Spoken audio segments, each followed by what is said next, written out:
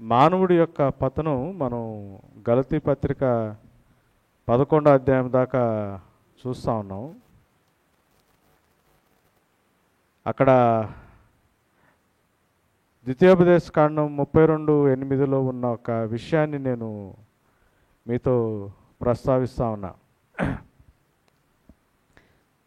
మహోన్నతుడు జనులను వారి స్వాస్యములుగా విభాగించినప్పుడు, నరజాతుల్ని ప్రత్యేకించినప్పుడు, ఇజ్రాయేలీల లెక్కను బట్టి ప్రజలను సరిహద్దులు నియమించాడని ఆ తెలుగు బైబిల్లో ఉన్నదానికి he fix the boundaries of the people according to the Sons of God అని ఇంగ్లీష్ బైబిల్లో ఉన్నదానికి నేను డిఫరెన్స్ మాట్లాడుతూ ఉన్నా కదా. దానికి ఆ రీజన్ ఏంటి అన్నది నేను బైబిల్ ఆ ట్రాన్స్లేషన్స్కి సంబంధించిన కొన్ని విషయాలు నేను లాస్ట్ టైం ఇవన్నీ ప్రస్తావిస్తూ ఉన్నా, ఎందుకు ఇట్లాంటివి వచ్చినాయి అని.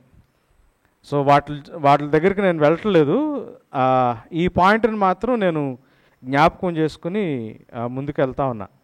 ఈ ఇంగ్లీష్ ట్రాన్స్లేషన్లో ఉన్నది కరెక్ట్ ట్రాన్స్లేషన్ అని, అది ఎందుకు కరెక్ట్ ట్రాన్స్లేషన్ ఉందో మీకు ఇంతకు ముందున్న క్లాసు మీకు ఆల్రెడీ రికార్డెడ్ ఉంది కాబట్టి దాన్ని చూడటానికి ప్రయత్నం చేయండి.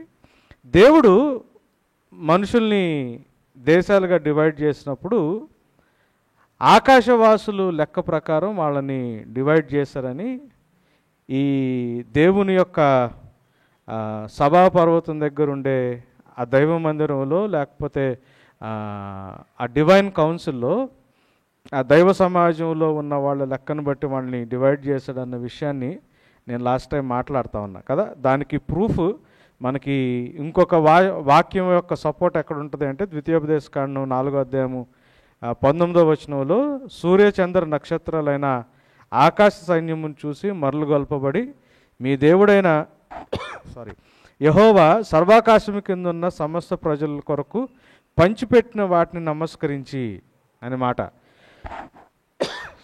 ఈ ఆకాశ సైన్యాన్ని బట్టి దేవుడు మనుషులందరినీ పంచిపెట్టారు అంటానికి ఇది సెకండ్ రిఫరెన్స్ చెప్పి దీన్ని ఒక పిక్టోరియల్ ఫార్మాట్లో మీకు చూపించడానికి ప్రయత్నం చేశాను. దేవుడు భూమి ఆకాశాలను సృజించాడు, ఆకాశవాసులు ఉన్నారు, భూనివాసులు ఉన్నారు. అధికారం మాత్రం దేవుడు మనిషి చేతికి ఇచ్చాడు కదా. అయితే ఈ ఆకాశవాసుల్లో తిరుగుబాటు జరిగింది. ఆ తిరుగుబాటు చేసిన ఆకాశవాసులతో నరులు రిలేషన్షిప్ పెట్టుకుని దేవునికి దూరం అయిపోయి ఫైనల్గా వాళ్ళకి ఇచ్చిన అధికారాన్ని కోల్పోయి ఈ ఆకాశవాసుల సంఖ్యను బట్టి వాళ్ళు డివైడ్ అయ్యారని మనం చూస్తూ ఉన్నాం. నేను ఇది 11వ అధ్యాయం దాకా, అంటే దేవుడు ఒక అడ్మినిస్ట్రేటివ్ సిస్టమ్ని, ఒక పరిపాలించే వ్యవస్థని దేవుడు నియమిస్తే దానికి వేరుగా ఇంకొక పరిపాలనా విధానం స్టార్ట్ అయింది. ఆకాశవాసులు తిరుగుబాటు చేసిన ఆకాశవాసుల చేతికి అధికారం వెళ్ళి వాళ్ళ కింద బానిసలుగా మనుషులు మిగిలిపోయిన దగ్గరికి వెళ్ళింది. నేను క్లోజింగ్ టైంలో క్వశ్చన్ అడిగాను, యేసయ్య సిలువ మీద ఎందుకు చనిపోయారు అని. దానికి ఆన్సర్ సింపుల్, మన పాపాల నిమిత్తం ఆయన సిలువ మీద చనిపోయాడని. యేసు ప్రభు సిలువ మీద మన పాపాల కోసం ఎందుకు చనిపోయాడు అని అడిగితే దీనికి బిబ్లికల్గా ఆన్సరు నేను ఇది ప్రస్తావించి నేను క్లోజ్ చేశాను. గలతీ పత్రిక 1వ అధ్యాయం 4వ వచనంలో, మన తండ్రి అయిన దేవుని చిత్త ప్రకారము, ఇది తండ్రి దేవుని యొక్క చిత్తం. పౌలు గారు చాలా స్పష్టంగా రాస్తున్నాడు, మన తండ్రి అయిన దేవుని చిత్త ప్రకారము క్రీస్తు మనలను ప్రస్తుత దుష్టకాలము నుండి విమోచింపవలనని అన్నమాట. ప్రస్తుత దుష్టకాలము, to deliver us from the present evil age అన్న మాట బైబిల్లో ఉంది. According to the will of God and father to whom be glory for ever and ever amen అన్నమాట. సో తండ్రి దేవుని చిత్తం ఏంటి అంటే మనము ప్రస్తుత దుష్టకాలము నుండి విమోచించబడాలని యేసు ప్రభు మన పాపాల నిమిత్తము సిలువ మీద చనిపోయాడు. మనకి జనరల్ అండర్స్టాండింగ్ ఏంటి అంటే పాపితో దేవుడు డైరెక్ట్గా డీల్ చేస్తాడని. మనంతా రక్షణ అంతా వర్టికల్గా ఉంటుంది. అంటే దేవుడు మనిషి పాపి అయితే వాడి కోసం ఎప్పుడో 2000 సంవత్సరాల క్రితం యేసు ప్రభుని పంపించాడు, ఆయన సిలువ మీద చనిపోయాడు, వెళ్ళిపోయాడు. ఇప్పుడు నాతో ఆయన డైరెక్ట్గా డీల్ చేస్తున్నాడు. నేను పాపిని, నేను దేవుణ్ణి నా పాపాలు ఒప్పుకున్నప్పుడు, నేను దేవుని ఎదుట మారు మనసు పొందినప్పుడు, ఆయన ప్రభువుగా అంగీకరించినప్పుడు నేను విశ్వాసగా మారతాను. ఏదో ఒక రోజు దేవుడు వచ్చి నన్ను మళ్ళీ పైకి తీసుకెళ్ళిపోతాడు. మనంతా ఇట్లుంటుంది వర్టికల్గా, ఎవరిది వాళ్ళకి. కానీ ఇది బిబ్లికల్గా కరెక్ట్ కాదు, ఇది వాక్యానుసారంగా కరెక్ట్ కాదు. వాక్యానుసారంగా బైబిల్ ఏం చూపిస్తుంది అంటే, దేవుడు మానవ చరిత్రలో తాను కూడా పాలిభాగస్తుడై పతనమైపోయిన మానవుణ్ణి ఆయన రక్షించుకుని తన చిత్తానుసారంగా వాడిని నిలబెట్టే విషయం అన్నది మనకి ఆల్ త్రూ ద హిస్టరీ కనిపిస్తుంది. లేకపోతే మనకు పాత నిబంధనతో సంబంధం లేదు. ఎందుకు చదువుకోవాలి ఆదాం దగ్గర నుంచి? ఆదాం స్టోరీ మనకెందుకు, నోవా స్టోరీ మనకెందుకు, అబ్రహాం స్టోరీ నాకెందుకు? నా కొరకు యేసుప్రభు చచ్చిపోయాడు, తిరిగి లేచాడు అనే విషయాన్ని ఒకటి నేను ధ్యానం చేస్తా. ప్రభు నా పాపాలు క్షమించు అని నేను దేవుణ్ణి క్షమాపణ అడిగితే, నా టైం వచ్చినప్పుడు ఆయన నన్ను పైకి తీసుకెళ్ళిపో సరిపోద్ది కదా. నాకు ఈ పాత నిబంధన చరిత్ర అంతా ఎందుకు చదవాలా? ఎందుకు అంటే దేవుడు మానవుడితో డీల్ చేసింది వర్టికల్గా కాదు, ఇలా కాదు. ఆయన లాటరల్గా, అంటే హారిజాంటల్గా మనం చూస్తే మానవ చరిత్రలో, మానవుని యొక్క నడకలో, మానవుడి యొక్క జీవితంలో దేవుడు ఇన్వాల్వ్ అవుతా మానవుణ్ణి రక్షించుకునే ప్రణాళిక దేవుడు మనకి బైబిల్లో చూపిస్తాడు. మనది లీనియర్ అంటే వే ఆఫ్ సాల్వేషన్ ఉంటుంది, వర్టికల్ కాదు, ఇలా కాదు. అందుకే దేవుడు ఎలా మానవుల చరిత్రలో ఇన్వాల్వ్ అయ్యాడు, ఏ రకంగా ఆయన తన రక్షణ ప్రణాళికని వేసుకుంటూ వస్తున్నాడు, ఇప్పుడు ఆ రక్షణ ప్రణాళికలో నేను ఎక్కడున్నాను, నెక్స్ట్ నాకు ఏం జరగబోతుంది అన్నది నాకు అర్థం కాకపోతే నేను బైబిల్ని మిస్అండర్స్టాండ్ చేసుకుంటాను. మనకి ఎంతసేపటికి మనకు సంబంధించిన ఇష్యూస్, దీంట్లో మనం పాపులు అని రియలైజ్ అవుతాము, దేవుని వైపు చూస్తాము, దీంట్లో సహాయం చెయ్యి, నన్ను కాపాడుకో, నేను చచ్చిపోతే నన్ను పైకి తీసుకెళ్ళిపో అన్న దీంట్లోనే ఉంటాం. కానీ అలా ఉండదు బైబిల్. యేసు ప్రభు ఎందుకు చనిపోయాడు మన పాపాల కోసం అంటే, ప్రస్తుత దుష్టకాలం నుండి విమోచించడానికి. అన్ఫార్చునేట్గా ఈ దుష్టకాలము అంటే ఏంటో, అంటే కాలము అని ఉంటే మీకు ఆ తెలుగు బైబిల్లో కింద కొన్ని ప్రాచీన ప్రతుల్లో యుగము అన్న మాట ఉంటుంది. ప్రజెంట్ ఈవిల్ ఏజ్, యుగము ఏంటో, అది ప్రస్తుత దుష్టకాలం అంటే ఏంటన్నది చాలామందికి అవగాహన లేని పరిస్థితి. సరే, నేను ఇక్కడ నుంచి మొదలు పెడుతున్నా. దేవుడు ఇలాంటి సిస్టమ్ని ప్లాన్ చేశాడు. ఆకాశవాసులు ఉన్నారు, భూనివాసులు ఉన్నారు. ఆయన దేవదూతల కంటే నరుణ్ణి కొంచెం తక్కువ వాడిగా చేసి, వాడి మీద మహిమా కిరీటాన్ని ధరింపజేసి, చేతి పనులన్నిటి మీద అతనికి అధికారం ఇచ్చాడు. పరిపాలన విధానం ఇది దేవుడు నియమించింది. అయితే మానవుడు పతనం వల్ల ఏమైందా అంటే ఇలా అయింది.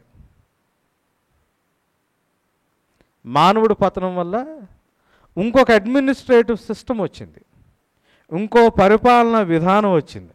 ఎలా వచ్చిందంటే, మానవుడు దేవుడి మీద ఆధారపడకుండా ప్రతిదానికి వాడు దేవునికి దూరం అయిపోతున్నప్పుడు, దేవుని పట్ల నమ్మక ద్రోహం చేస్తున్నప్పుడు, తోటివారి పట్ల బలత్కారం చేస్తున్నప్పుడు, చేతికిచ్చిన ప్రతిదాన్ని దుర్వినియోగం చేస్తున్నప్పుడు, ప్రతిదాన్ని చెరిపేస్తున్నప్పుడు, దేవుడు ఏం చేశాడంటే ఆకాశవాసుల లెక్క ప్రకారం మానవుల్ని డివైడ్ చేసి వాళ్ళకి అప్పగిచ్చేశాడు. సో ప్యారలల్ గవర్నమెంట్ ఇంకొకటి ఫామ్ అయింది. ఇది మనం జాగ్రత్తగా చూస్తే, ఇప్పుడు ఆదికాండం మొదటి 2 అధ్యాయాల్లో దేవుడు భూమి ఆకాశాలు సృజించినప్పుడు ఆయన దాన్ని పరిపాలించాలని దేవుడు ప్లాన్ చేసిన విధానం ఇదైతే, అది రివర్స్ అయ్యి ఇప్పుడు పరిపాలన ఇంకొక రకంగా నడుస్తూ ఉంది. బైబిల్లో దీన్ని ఏమన్నారంటే, దేవుని చిత్తానుసారమైన ప్రభుత్వం నడవట్లేదు కాబట్టి, దేవుని చిత్తానుసారమైన ప్రభుత్వం నడవట్లేదు కాబట్టి దీన్ని దుష్టకాలము అన్నారు. ప్రజెంట్ ఈవిల్ ఏజ్, ప్రస్తుత దుష్టకాలము, ప్రస్తుత దుష్టకాలము, లేకపోతే దుష్టయుగము అన్నారు. మనకి బైబిల్లో 2 మాటలు ఉంటాయండి, ఎర్త్, వరల్డ్, భూమి, లోకం. ఈ రెండిటికి వాడిన పదాలు వేరు. నేను లాస్ట్ టైం కూడా చెప్తా ఉన్నా, మన తెలుగు బైబిల్లో వాడిన వొకాబులరీ, ఇంగ్లీష్ బైబిల్లో వాడిన వొకాబులరీని డైరెక్ట్ నేటివ్ లాంగ్వేజ్ మీనింగ్స్లో తీసుకోకూడదు. ఎందుకు అంటే ట్రాన్స్లేషను చేయడానికి వాడిన పదాలు ఇవి. సో అక్కడ వాడిన పదాలు నేటివ్ లాంగ్వేజ్లో రాసిన ఆ మాటకి అర్థాన్ని సూచించటానికి వీళ్ళు ఏ భాషలో అయితే ట్రాన్స్లేట్ చేస్తున్నారో దాంట్లో దగ్గరగా ఉన్న పదాన్ని తీసుకొచ్చి వాడతారు. ఎందుకంటే తెలుగులో భూమికి లోకానికి పెద్ద డిఫరెన్స్ లేదు. ఇంగ్లీష్లో కూడా ఎర్త్కి వరల్డ్కి పెద్ద డిఫరెన్స్ లేదు. మనం కొన్నిసార్లు భూలోకం అంటాం. కానీ బైబిల్లో భూమి, లోకము, ఎర్త్, వరల్డ్ అన్నవి రెండు వేరు వేరు వాటికి వాడారు. హెబ్రీ భాషలో ఎరిట్స్ అనే మాట ఉంటుంది, గ్రీక్ భాషలో ఘే అనే మాట ఉంటుంది. దానికి ఇంగ్లీష్లో ఏమని వాడారంటే ఎర్త్ అని వాడారు, లేకపోతే తెలుగులో భూమి అని వాడారు. ఆది యందు దేవుడు భూమి ఆకాశాల్ని సృజించెను, ఎరిట్స్ అన్నమాట. భూమి హెబ్రీ భాషలో ఎరిట్స్ అన్నమాట, గ్రీక్ భాషలో ఘే. అంటే ఈ నేల, మట్టి, ఈ కొన్నిసార్లు కంట్రీస్ని కూడా, దేశాలను కూడా ఎరిట్స్ అని అంటారు. మత్తయి సువార్త 5వ అధ్యాయము సాత్వికులు ధన్యులు వాళ్ళు భూమిని స్వతంత్రించుకుంటారనే మాట వాడారు కదా, అక్కడ భూమి, అక్కడ ఘే అనే మాట వాడారు. సభ అనే మాట హెబ్రీ భాషలో, కాస్మోస్ అనే మాట గ్రీక్ భాషలో. దాంట్లో నుంచే ఇంగ్లీష్ కాస్మోస్ అని ఉంది. ఈ రెండు మాటలకి లోకము అని మాట వాడారు. కొన్ని చోట్ల సమూహము అని వాడారు, హోస్ట్స్ అన్నారు. ద లార్డ్ ఆఫ్ హోస్ట్, సైన్యములకు అధిపతి, సైన్యము అని వాడారు, లేకపోతే లోకము అని వాడారు. సో ఈ రెండు వేరువేరుగా బైబిల్లో వాడారు. ఇది ఎలా వాడారో ఒకసారి చెప్పడానికి ప్రయత్నం చేస్తా. ఇప్పుడు ఆ అడ్మినిస్ట్రేటివ్ సిస్టమ్ ఉంది చూసారా, ఇప్పుడు రాంగ్, ఆ దేవుడు నియమించిన పరిపాలన విధానం కాకుండా ఇప్పుడు ఒక తప్పుడు పరిపాలన విధానం కొనసాగుతుంది కదా ఈ సృష్టిలో, దాన్ని లోకం అన్నారు బైబిల్. ఈ ఈ ఈ టైము, ఈ పరిపాలన చేసే టైంని యుగం అన్నారు. భూమి వేరు, లోకం వేరు. లోకం అంటే అడ్మినిస్ట్రేటివ్ సిస్టమ్, కాస్మోస్, సభ. ఆ అడ్మినిస్ట్రేటివ్ సిస్టమ్ ఎంతకాలం అయితే పరిపాలన చేస్తుందో ఆ టైంని కాలము, యుగము అన్నారు. దాన్ని కాలము, యుగము అన్నారు. లేకపోతే హెబ్రీ భాషలో తబేల్ అనే మాట ఉంటుంది, గ్రీక్ భాషలో అయాన్ అనే మాట ఉంటుంది. దీన్ని కొంచెం సింప్లిఫై చేసి చెప్పడానికి ప్రయత్నం చేస్తా. ఎర్త్, భూమి అని వాడిన ప్రతిసారి పర్వతాలు, నీళ్లు, సముద్రాలు, కొండలు, లోయలు, చెట్లు, భౌతికమైన విషయాలు ఉంటాయి చూసారా, ఫిజికల్ థింగ్స్, వీటిలన్నిటికీ ఎర్త్, భూమి అని వాడారు. లోకము అన్న దేని కింద వాడారు అంటే వరల్డ్ అన్నది బైబిల్లో ఈ భూమి మీద జీవితాన్ని ప్రభావితం చేసే వాటికి వాడారు. అంటే పరిపాలన వ్యవస్థలు, government systems, powers of authority, అధికారం ఉన్న అధికారాన్ని కంట్రోల్ చేయగలిగే సిస్టమ్స్. అంటే ఈ భూమి మీద జీవాన్ని ఇన్ఫ్లుయెన్స్ చేసే సిస్టమ్స్ ఉంటాయి చూసారా, వ్యవస్థలు ఉంటాయి చూసారా, వాటిని వరల్డ్ అన్నారు. ఎందుకు అంటే ఇది మనకి చూడండి 21వ దావీదు కీర్తన, 24వ దావీదు కీర్తనలో చాలా క్లియర్గా రాస్తారు. మనం అట్లా చదవము. ఏమన్నాడు? భూమియు దాని సంపూర్ణతయు, లోకమును దాని నివాసులు యెహోవాయే. భూమి దాని సంపూర్ణత భౌతికమైన, లోకము దాని నివాసులు, ఈ భూమి మీద జీవితాన్ని ప్రభావితం చేయగలిగే వాళ్ళు, వీళ్ళంతా కూడా యెహోవాయే. ఆది యందు దేవుడు భూమి ఆకాశాలు సృజించెనని ఉంది.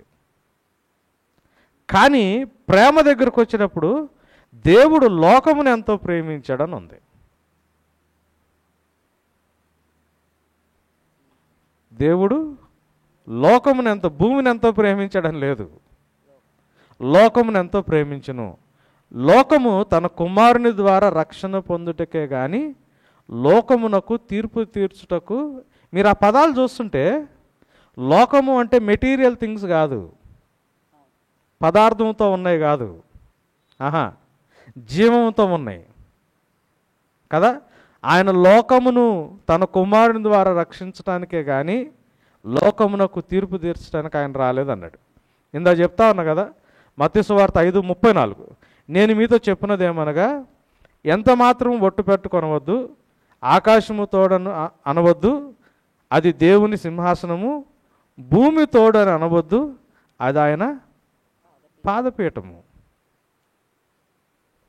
ప్రాబ్లం ఏంటి అంటే మనకున్న ఫిలాసఫీ, మనం పెరిగిన ఫిలాసఫీ ఈ భూమికి సంబంధించినవి అన్నీ చెడ్డయని, ఈ భూమికి సంబంధించినవి అన్నీ పాపమని. కానీ ఈ భూమిని సృజించిన ఆయన ఎవరు? యెహోవా.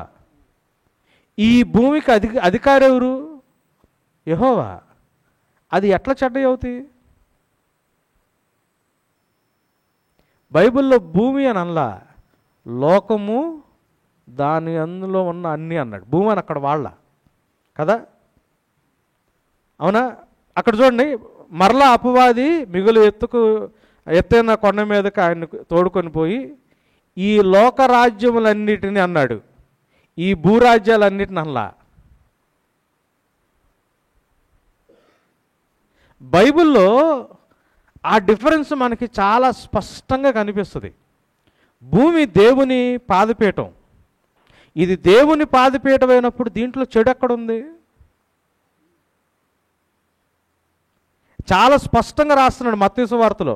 సరే, ఇది ఎక్కడో పాత నిబంధనలో పాపం రాకముందని కాదు కదా, క్రొత్త నిబంధనలో రాస్తున్నాడు. ఆకాశము ఆయన సింహాసనం, దాని మీద ఒట్టు పెట్టద్దు. భూమి ఆయన పాదపీఠము, దాని తోడని చెప్పొద్దు. యెరూషలేము తోడని అనవద్దు, అది మహారాజు యొక్క పట్టణం అంటున్నాడు. అంటే దేవుడి లెక్కలో ఆకాశం, పరలోకము ఎంత పరిశుద్ధమైందో, ఆ రెండింటికి ఒకటే కదా పర్యాయ పదాల్లాగా. ఈ భూమి ఎంత పరిశుద్ధమైందో మహారాజు పట్టణమైన యెరూషలేము కూడా అంతే పవిత్రమైంది, పరిశుద్ధమైంది.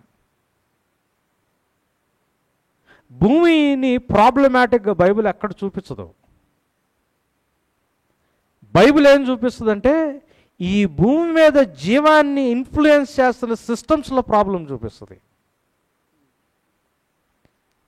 సాతాను వచ్చి భూమి అయిందని తెలుసాడికి. ఈ లోకరాజ్యాలన్నీ, ఎందుకంటే దేవుడు ఆకాశవాసుల లెక్క ప్రకారం డివైడ్ చేసి ఇచ్చాడు కదా, వాడు వచ్చావన్నాడు, ఈ లోకరాజ్యాలన్నిటినీ నేను నీకు ఇచ్చేస్తాను అంటున్నాడు. యేసయ్య అది నీకెంత లేదు అని అనలా. తప్పు మాట్లాడిన, అబద్ధం మాట్లాడిన యేసుప్రభు ఖండిస్తాడు కదా, దాన్ని ఒప్పుకోడు కదా. నీ చేతులు ఎక్కడ ఉన్నాయిరా, నీ చేతులు లేవని అనలేదుగా యేసయ్య, అనలా. ఎందుకు అంటే వాడి చేతుల కింద ఉన్నాయి, వాడి అధికారం కింద ఉన్నాయి. నీవు నాకు సాగిలు పడి నాకు నమస్కారం చేసినల్లా వీటన్నిటిని నీకు ఇస్తానని ఆయనతో చెప్పాడంటది. ఇందాక గుర్తు చేసింది, సాత్వికులు ధన్యులు. ఒకవేళ భూమి పాపంతో కూడుకున్నదైతే భూమి నీ ఎందుకు గిఫ్ట్గా ఇస్తాడంటాడు దేవుడు? వారు భూమిని స్వతంత్రించుకుంటారని, అంతేగా. ఒకవేళ ఈ భూమికి సంబంధించిందంత పాపం, ఈ భూమిని వదిలిపెట్టి మనం ఇంకొక లోకానికి ఎక్కడికి వెళ్ళిపోతాం అన్నది లెక్క అనుకోండి. అంటే సాత్వికులు ఒక్కళ్ళు ఇక్కడ మిగిలిపోయి మిగతా వాళ్ళందరూ పైకి వెళ్ళిపోతారా? ఎందుకంటే సాత్వికులు దేన్ని స్వతంత్రించుకుంటారు? భూమిని. అక్కడ తెలుగులో భూలోకం అని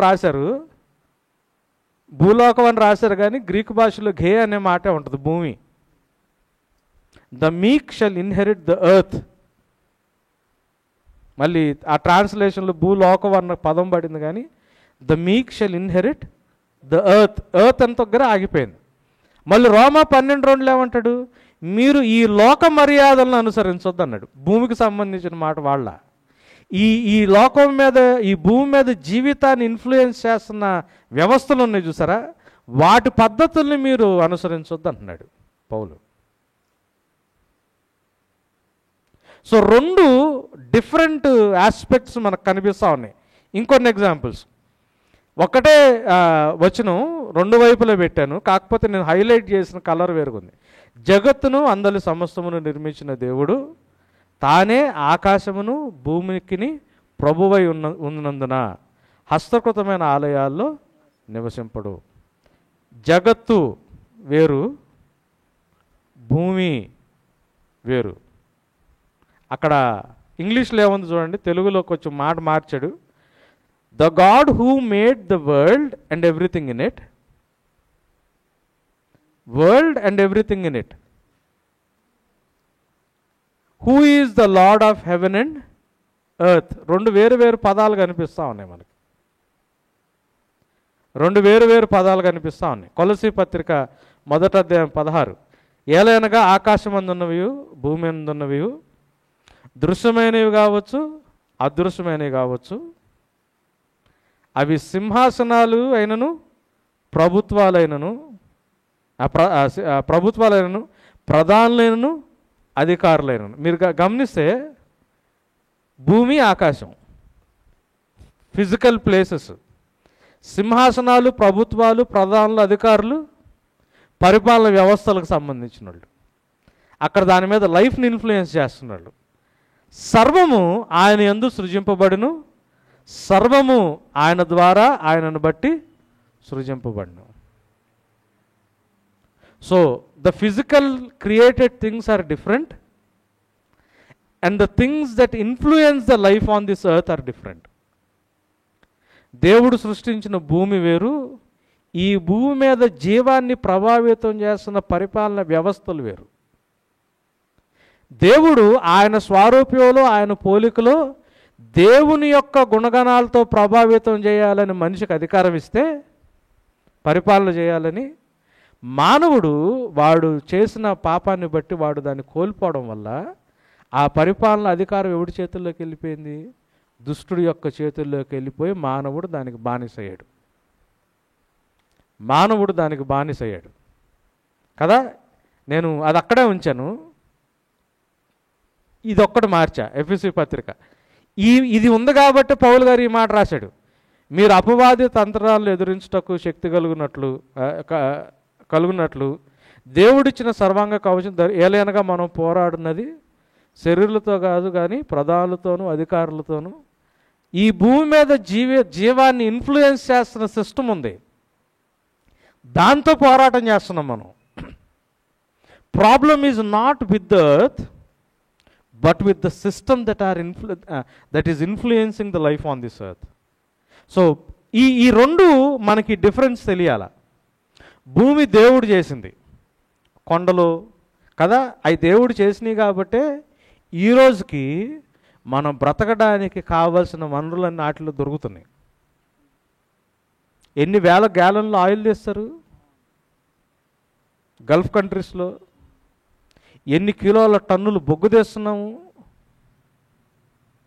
ఎన్ని న్యాచురల్ గ్యాసెస్ తీస్తున్నాము, ఎన్ని చెట్లు, ఎంత సంపద దేవుడు చేసింది కాబట్టి ఆ సమృద్ధి ఇన్ని కోట్ల మంది జనాలు బ్రతుకుతున్నా తింటున్నా కానీ మన జీవాన్ని కావాల్సినంత సస్టైన్ చేసే ఆ గొప్ప దీవెన దేవుడు చేసిన ఈ భూమి మీద ఉంది. ఈ భూమి పనికి మాలింది అన్నది క్రైస్తవ సిద్ధాంతం కాదు, అది వేరే దీంట్లో నుంచి వచ్చిన ఫిలాసఫీ. ఈ భూమి పనికి మాలింది అయితే మనం నీళ్ళు ఎక్కడి నుంచి తాగుతున్నాము, మనం తినే ఆహారం ఎక్కడి నుంచి వస్తుంది, మనకు కావాల్సిన వనరులు ఎక్కడి నుంచి వస్తున్నాయి. ఈరోజు మనం తయారు చేసుకుని ఫ్యాన్లు తిరగాలన్నా మళ్ళీ అడి చేసి ఇడి చేసి ఎక్కడో వెళ్ళి ఎలక్ట్రిసిటీ మీదనో మళ్ళీ థర్మల్ ఎలక్ట్రిసిటీ మీదనో దేని మీద ఒకదాని మీద ప్రకృతి దేవుడు చేసిన సృష్టి మీద ఆధారపడాల్సిందే కదా. దేవుడు చేసింది ఇది, దీంట్లో ప్రాబ్లం లేదు. ప్రాబ్లం ఎక్కడుందయ్యా అంటే లోకము, ద వరల్డ్, ద కాస్మోస్, ఈ భూమి మీద పరిపాలన లేదా భూమి మీద జీవితాన్ని ఇన్ఫ్లుయెన్స్ చేస్తున్నాయి. ఏంటయ్యి కరెక్ట్గా చూస్తే ఎకానమీ అండ్ బ్యాంకింగ్, ఆర్థిక వ్యవస్థలు, ఆర్థిక వ్యవస్థల్ని చేజెక్కించుకోవడానికి నాయకుల మధ్యలో జరిగే పాలిటిక్స్, రాజకీయాలు, మన చదువులు, medicine, sports, entertainment, cultures, functional systems, ఇది భూమి, ఇది లోకం. ఇదే సిస్టమ్ మనకు బయట కనిపిస్తుంది చూడండి. ఎంత పొలిటికల్ లీడర్స్ అయినా, పొలిటికల్ లీడర్స్ పాలసీని ఎఫెక్ట్ చేసే ఆర్థికమైన హోల్డ్ కలిగిన వాళ్ళు దేశంలో ఉంటారు పైన, ఏ దేశంలో అయినా. ఎందుకు ట్రంప్ అమెరికాలో వాడు one of the richest persons. భారతదేశ రాజకీయాలు కూడా పొలిటికల్ లీడర్స్ కంటే పైన ఎవరి చేతుల్లో ఉంటాయి? డబ్బులున్న వాళ్ళ దగ్గరికి వీళ్ళు కూడా వెళ్ళి నుంచోవాల్సిందే. వనరుల్ని చేతుల్లో పెట్టుకుని దాన్ని ఆర్థికంగా దాని మీద లాభాన్ని సంపాదించడానికి ప్రయత్నం చేసే ఆర్థిక వ్యవస్థలు ఉంటాయి. దాని కింద రాజకీయాలు, చదువులు, మన మెడికల్ సిస్టమ్స్, మన స్పోర్ట్స్, ఎంటర్టైన్మెంటు, ఇదంతా భయంకరంగా మనుషుల్ని చంపేస్తుంటే ఆ కూకీ తెగల్లో మైనారిటీస్లో లేడీస్ని దిగంబరంగా రోడ్డు మీదకి తీసుకొచ్చి బాహాటంగా అత్యాచారం చేస్తూ ఉంటే ఐపీఎల్ మ్యాచ్లు పెట్టి టీవీల్లో, ఓటీటీల్లో సినిమాలు రిలీజ్ చేసి మానవుడి దృష్టి ఎటెల్లాలో ఎటెళ్ళకూడదు మనల్ని దృష్టిని నియంత్రించగలిగే ఎంటర్టైన్మెంటు. మళ్ళీ బడా ఆర్థిక వ్యవస్థ పిల్లలే వాళ్ళల్లో చైర్మన్లుగా, ప్రెసిడెంట్లుగా ఉంటారు. ఈ లోకంలో అన్యాయాన్ని, సత్యాన్ని బయటకు రానియకుండా అన్యాయాన్ని ముందుకు తీసుకెళ్ళటానికి వాడుతున్న ఎంటర్టైన్మెంట్ సిస్టమ్స్, చదువులు. అరే భార్యాభర్తలు ఒక్కొక్కరికి ఒకటి రెండు ఉద్యోగాలు చేసుకుంటా, ఇద్దరు కలిసి పని చేసుకుంటా, మనం లక్షల డబ్బులు కట్టి మన పిల్లోని తీసుకెళ్ళి ఆడు పెడితే ఆడు బాధపడి, మనము బాధపడి, ఆడు బాధపడుతుంటాడు, మనము బాధపడుతుంటాం. మళ్ళీ కష్టం పడి మళ్ళీ డబ్బులు సంపాదించి మళ్ళీ డబ్బులన్నీ తీసుకెళ్ళి ఎవరి చేతుల్లో పెడుతున్నాం? వాడి చేతుల్లోనే పెడుతున్నాం. అరే నా కొడుకు బాధపడటం చూస్తూ ఉంటా, వాడిని చూసి నేను బాధపడుతుంటా, పని చేస్తా నేను బాధపడుతుంటా, సంపాదించింది తీసుకెళ్ళి మళ్ళీ ఆడి చేతుల్లో పెట్టి మళ్ళీ నేను బానిసత్వం కాకపోతే ఏంటి చెప్పండి? ఇది ఎందుకు? ఇది కానీ చేయకపోతే నీ కొడుక్కి భవిష్యత్తు లేదు అని ఈ వ్యవస్థ, ఈ సిస్టము మన మైండ్లో ఒకటి ఇంప్రింట్ వేసింది. నీ కొడుకు ఇంజనీరింగ్ చేయకపోతే, నీ కొడుకు డాక్టర్ అవ్వకపోతే, నీ కొడుకు ఆడికి భవిష్యత్తు లేదు, రేపొద్దున వాడు ఏం చేసి బతుకుతాడు? వాళ్ళ దగ్గరున్న ఆ వ్యవస్థలో ఉన్న ప్రతి మాధ్యమాన్ని వాడుకుంటా మైండ్ మీద మన మీద వేస్తూ ఉంటే మనం ఏం చేస్తాం తెలుసా? ఇటుకలు చేయడానికి నేను గడ్డి ఇన్రా బాబు, మీరే వెళ్ళి కోసుకుని తెచ్చుకుని మీరే ఇటుకలు చేయండి అని ఆడు చెబితే మనం ఏం చేస్తాము? పొద్దున్నుంచి సాయంత్రం దాకా కష్టపడి డబ్బులన్నీ సంపాదించి మన కొడుకుని తీసుకెళ్ళి ఆడి చేతుల్లో పెట్టి, మన డబ్బులన్నీ తీసుకెళ్ళి ఆడి చేతుల్లో పెట్టి ఆడు బాధపడుతుంటాడు, ఆడు చూసి మనం బాధపడుతూ ఉంటాం. ఇంకొక సంవత్సరం నాన్న, ఈ 2 years అయిపోతే మనం ఆడికి 10th క్లాస్ నుంచి అబద్ధాలు చెబుతూనే ఉంటాం.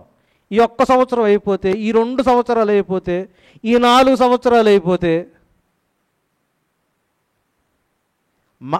మొత్తం ఎంత భయంకరమైన మోసాలు జరుగుతున్నాయి బయట. వ్యాక్సిన్స్ దీని మీద, అకాడమీలో కావచ్చు, మెడికల్ దీంట్లో కావచ్చు, స్పోర్ట్స్ అండ్ ఎంటర్టైన్మెంట్ని, కల్చర్స్ని ఎంత భయంకరంగా వాడటానికి ప్రయత్నం చేస్తూ ఉన్నారు.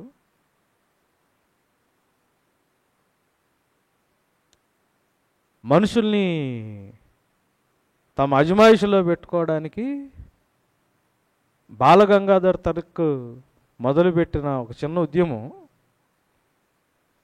వినాయక చవితి టైంలో బయటకు తీసుకొచ్చి పెట్టే కాన్సెప్ట్ ఎవరు తీసుకొచ్చారు అనుకుంటున్నారు? దాని వెనకాల స్టోరీ ఏంటి? మనకి హిస్టరీ అసలు వీటితో సంబంధం లేదు. ఎందుకంటే హిస్టరీ దీని మీద కూర్చుంటే మన పిల్లోడికి ప్యాకేజ్ వచ్చే ఉద్యోగాలు రావు. కాబట్టి హిస్టరీ ఎటుపోయినా ఏది వచ్చినా రాకపోయినా ప్యాకేజీలు వచ్చే ఉద్యోగాలు వచ్చే చదువులు చదివించకపోతే నా కొడుక్కి భవిష్యత్తు ఉండదని సిస్టము మన మైండ్లో తీసుకొచ్చి పెట్టింది. అరే ఏమి తిందామో ఏమి ధరించుకుందామో యోచన కలిగి ఉండబోద్ది, నీకు కావాలని తండ్రికి తెలుసు అని దేవుని మాట మన మైండ్ని ఇంపాక్ట్ చేయలేకపోతుంది. సంతుష్టికరమైన దైవభక్తి గొప్ప లాభసాధకము, మనం ఇక్కడికి ఏమి తీసుకురాలేదు, ఇక్కడి నుంచి మనం ఏమి తీసుకెళ్ళలేదు అని బైబిల్లో ఉన్న సత్యం మన మైండ్ని ఇంపాక్ట్ చేయలేకపోతుంది. కారణం ఏంటి? ప్రాబ్లం ఏంటనుకుంటున్నారు? ఈ భూమి మీద జీవితాన్ని ఇన్ఫ్లుయెన్స్ చేస్తున్న సిస్టమ్స్ ఉన్నాయి. అది తప్పని తెలుసు, అది రాంగ్ అని తెలుసు, జరుగుతుంది ఈ లోకంలో. ఎంతమంది వెళ్ళి మాట్లాడగలరు దాంట్లో? ఐగుప్తు దేశంలో ఇజ్రాయేలీల పరిస్థితి, మన పేరుకు ఉద్యోగాలు చేసుకుని ఇల్లు కట్టుకుని కారులో తిరుగుతున్నాం, కానీ బానిసత్వంలో కాకుండా దేంట్లో ఉన్నట్టు మానవులు ధైర్యంగా ఇది రైట్ ఇది రాంగ్ అని రోడ్డు మీదకి వెళ్ళి చెప్పగలిగే పరిస్థితులు ఎవడున్నాడు? ఎందుకు నిర్గమకాండంలో దేవుడు ఫస్ట్ సారి మానవులకి విమోచకుడు అన్న పేరుని పరిచయం చేసుకుంటూ తీసుకొచ్చాడు? యేసు ప్రభు ఎందుకు రక్షకుడుగా పిలువబడతాడు బైబిల్లో? ఆయన విమోచకుడుగా ఎందుకు చూస్తారు? విమోచన అన్న మాట మానవుల యొక్క రక్షణతో ఎందుకు ముడిపడి ఉంది? ప్రాబ్లం ఇది. ఈ భూమి మీద పరిపాలన చేసే వ్యవస్థలు,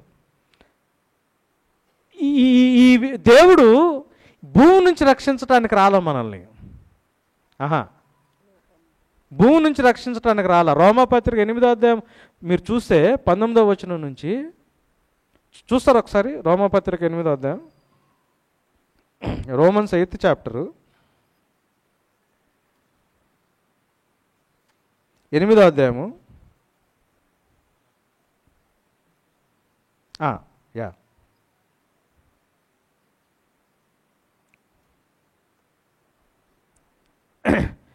దేవుని కుమారుల ప్రత్యక్షత కొరకు సృష్టి మిగుల ఆశతో తేరిచూచు కనిపెట్టుచున్నది.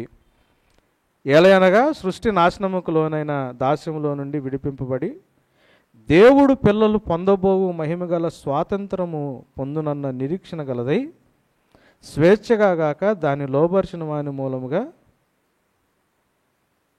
అంటే బైబిల్ ఏమని రాస్తున్నాడు పాలు? మనకి ఎలాంటి విమోచన రక్షణ యేసు ఇస్తున్నాడో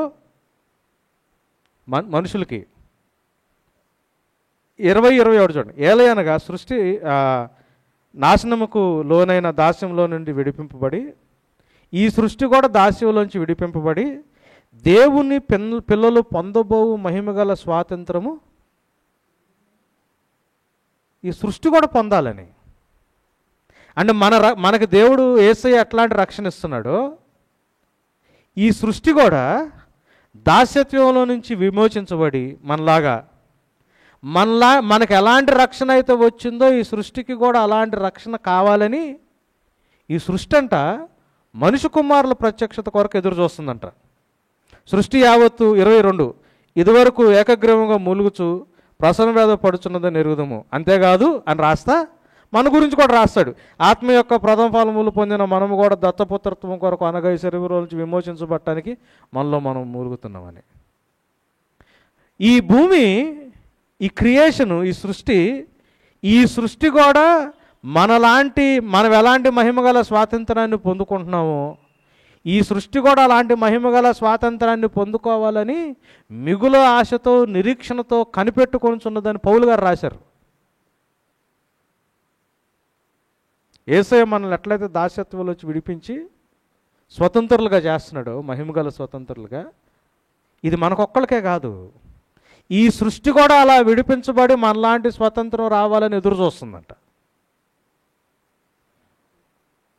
problem is not with the earth. భూమితో అసలు ప్రాబ్లం లేదు. ఈ భూమి నుంచి రక్షించడానికి రాలా, భూమిని కూడా రక్షించడానికి వచ్చాడు యేసయ్య. భూమిని కూడా రక్షించడానికి వచ్చాడు యేసయ్య. మనలాంటి రక్షణ ఈ భూమి కూడా ఎదురు చూస్తుంది. దేవుడు మనల్ని రక్షిస్తే మనం దేవుని కుమారులుగా మనం ఈ సృష్టిని రక్షిస్తామని, మనుష్య కుమారుల ప్రత్యక్షత కొరకు సృష్టి మిగుల ఆశతో కనిపెట్టుచున్నది అన్నాడు. కొంచెం ఎవరన్నా ఏదన్నా డౌట్స్ ఏమైనా ఉంటే అడుగుతారా, అని మాట్లాడతారా?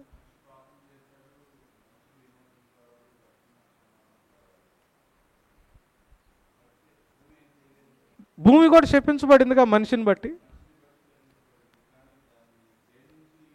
ఆ శాపంలోంచి విమోచన, ఆ శాపంలోంచి విమోచన దేవుడు ఇప్పుడు అంటే ఈ భూమి మీద పరిపాలన చేస్తున్న వ్యవస్థ ఇప్పుడు మానవుని బట్టి వేరేది వచ్చింది కదా, దాన్ని బట్టి ఈ భూమి ఎఫెక్ట్ అవుతుంది. ఎన్ని జాతులు అంతరించిపోయినాయి, పక్షులు కావచ్చు, జంతువులు కావచ్చు. మరి వాటన్నిటికీ దేవుడు చేసిందే కదా. ఇప్పుడు మనల్ని ఎందుకు దేవుడు సృష్టించాడు? వాటిలన్నింటిని పరిపాలించడానికి. వాటిని నాశనం చేసుకుని మనల్ని బతకమని కాదు, మనల్ని వాటిని పరిపాలించడానికి దేవుడు మనల్ని కదా, ఆకాశంలో ఎగిరే పక్షుల్ని, సముద్రంలో చేపల్ని, నేల మీద ఉండే ప్రతిదాన్ని పరిపాలించడానికి. మనం పరిపాలన చేయలా, మనం పోగొట్టుకునే అధికారము ఆ ఇన్ఫ్లుయెన్స్లో ఈ భూమి అంతా ఏమవుతుంది, నాశనం అయిపోతుంది. ఎంత ఎన్వైరన్మెంటల్ పొల్యూషను. నాకు ఇదే విచిత్రం అనిపిస్తుంది. దేవుడు లేడు అని ఆలోచించే సైంటిస్టులు ఎన్వైరన్మెంటల్ కన్జర్వేషన్ గురించి ఆలోచిస్తారు.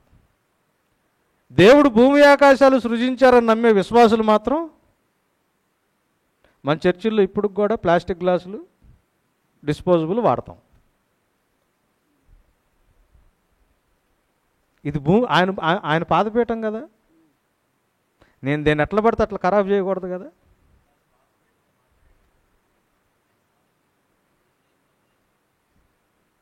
తప్పులే అంటే ఇది శపించబడింది మనిషిని బట్టి.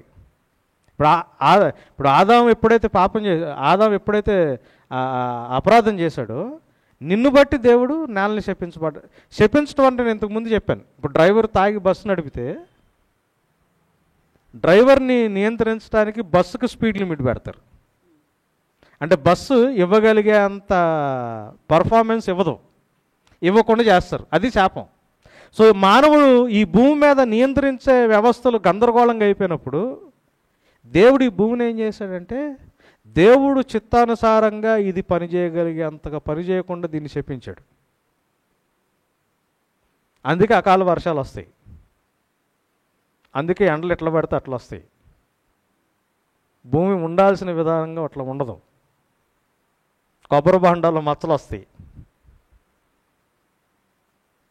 బైబిల్లో దానికి ఆన్సర్ ఉంది ఎందుకు అట్లా అంటే. అర్థమవుతుందండి ఎర్త్కి అంటే ఈ రెండింటికి డిఫరెన్స్. ఏమన్నా క్వశ్చన్స్ ఉన్నాయి దీని మీద?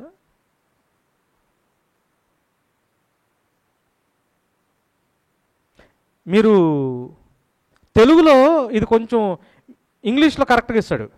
You are the salt of this earth and the light of the world అంటాడు. తెలుగులో ఏమన్నాడంటే మీరు లోకమునకు ఉప్పు అన్నాడు. ట్రాన్స్లేషను కరెక్ట్గా లేదు. ఇంగ్లీష్లో భూమి you are the salt of this earth అన్నాడు. ఉప్పు ఏం చేస్తుంది? కాపాడుతుంది, ప్రిజర్వ్ చేస్తుంది. లైట్ టు దిస్ వరల్డ్ అన్నాడు. లైట్ ఏం చేస్తుంది? చీకటి కలిగిన ప్రదేశాలను వెలిగిస్తుంది. సో చీకటి ఈ వ్యవస్థల్లో ఉంది. ఆ చీకటి ఈ వ్యవస్థల వల్ల ఏమవుతుంది? భూమి ప్రాబ్లం అవుతా ఉంది. సో ఈ భూమికి సాల్ట్ లాంటి వాళ్ళు మీరు అన్నాడు, ఈ వ్యవస్థల్లో వెలుగు లాంటి వాళ్ళు మీరు అన్నారు. You are the salt of this earth and the light to this world అన్నాడు. భూమికి లైట్ కాదు, భూమికి లైట్ అవసరంలా, భూమికి సాల్ట్ అవసరం. It needs to be preserved. వ్యవస్థల్లో చెడిపోయిన దుర్మార్గత ఉంది కాబట్టి దీంట్లోకి లైట్ అవసరం. ఇది చీకటి కాబట్టి. So light of the world, salt of the earth. ఆ డిస్టింక్షన్ చాలా క్లియర్గా కనిపిస్తుంది బైబిల్లో. సో దేవుడు ఏం చేస్తా ఉన్నాడు అంటే, ఎందుకు యేసుప్రభు చచ్చిపోయాడు? ఈ రాంగ్ పరిపాలన చేసే ఈ వ్యవస్థలు ఉన్నాయి చూసారా, వీటిల్లో నుంచి విమోచించటానికి, ఈ దుష్టకాలంలో నుంచి విమోచించటానికి. ఆ దుష్టకాలానికి సంబంధించిందే అన్యరాజుల పరిపాలన గురించి దానియేలులో మాట్లాడే మాట. అన్యరాజుల పరిపాలన పోవాలి కదా. అన్యరాజుల పరిపాలన ఎట్లా పోద్ది? ఆ లాస్ట్ డేస్లో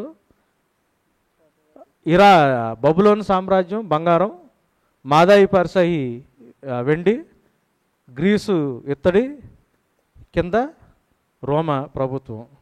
ఆ టైంలో ఈ అన్యరాజుల పరిపాలన నడుస్తున్నప్పుడు, ఈ లోకం ఈ దుష్టకాలం నడుస్తున్నప్పుడు, మనుషుల చేత చెక్కబడని ఒక రాయి, అంటే దేవుడు చేత చెక్కబడిన రాయి వచ్చి ఏం చేసింది? ఈ పరిపాలన చివరిలో కాళ్ళని కొడితే ఈ ఈ ఈ లోకం, ఈ దుష్టలోకం యొక్క పరిపాలన అంతా ఏమైపోద్ది? పడిపోద్ది. పడిపోయినప్పుడు ఆ రాయి ఏమవుతుంది? కొంచెం ఉన్న రాయి, దేవుని రాజ్యం అది, ఆయన ప్రభుత్వం ఏమవుతుంది? కొంచెం కొంచెంగా కొంచెం కొంచెంగా కొంచెం కొంచెంగా భూమి మొత్తం నిండిపోతుంది. అది కదా దర్శనం దానియేలులో కనిపించింది. భూమి ప్రాబ్లం కాదు, ఈ భూమి మీద పరిపాలన చేసే వ్యవస్థలు ప్రాబ్లం. అందుకే పౌలు గారు, మీరు చేసే పోరాటం ఈ వ్యవస్థలతో, ఈ అధికారులతో, ఈ అధికారుల్లో ఇన్ఫ్లుయెన్స్ చేస్తున్న దుష్ట శక్తులు ఉన్నారు, వాళ్ళ కింద ఉన్న మానవుల్లో దుష్టులు ఉన్నారు. అందుకు ఈ పాయింట్ అర్థమైతేనే నిర్గమకాండం యొక్క ప్రత్యేకత అర్థమవుతుంది. ఫరో లాంటి పరిపాలన వ్యవస్థలో నుంచి దేవుడు ఇజ్రాయేలీల్ని బయటకు తీసుకొచ్చి విమోచకుడుగా ఆయన పరిపాలన వ్యవస్థలో వీళ్ళని స్థిరపరుస్తాడు. సో యేసుప్రభు నేర్పించిన ప్రార్థన ఏంటి? ఈ రాజ్యం పోయి నీ రాజ్యము వచ్చునుగాక, నీ చిత్తము పరలోకమందు నెరవేర్చబడినట్లు భూమి ఎందంతటా నెరవేర్చబడాలి. మళ్ళీ భూమిని డిస్కౌంట్ చేయట్లేదు చూడండి.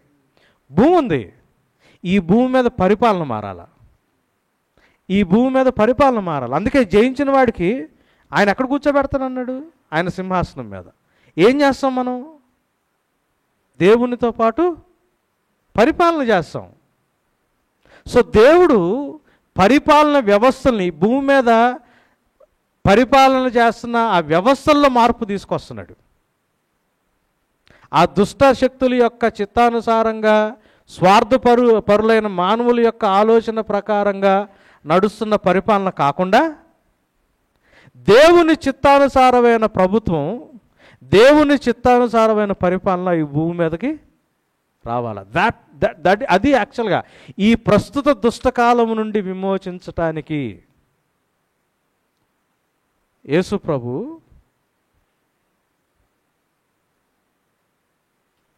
మన పాపాల కొరకు చనిపోయాడు. ఆ పాయింట్ అర్థమైంది కదా? డౌట్స్ ఉన్నాయా? సో మనకి చిన్నప్పటి నుంచి పెరిగిన ఆ ఫిలాసఫీని మనం పక్కన పెట్టాలి. భూమిలో ప్రాబ్లంలా, భూమిని నియంత్రిస్తున్న వ్యవస్థల్లో ప్రాబ్లం. భూమిని నియంత్రిస్తున్న వ్యవస్థల్లో ఇప్పటికి అదే భూమి నుంచి వచ్చే ఆహారాన్ని మనం తిని బతుకుతున్నాం. రైట్?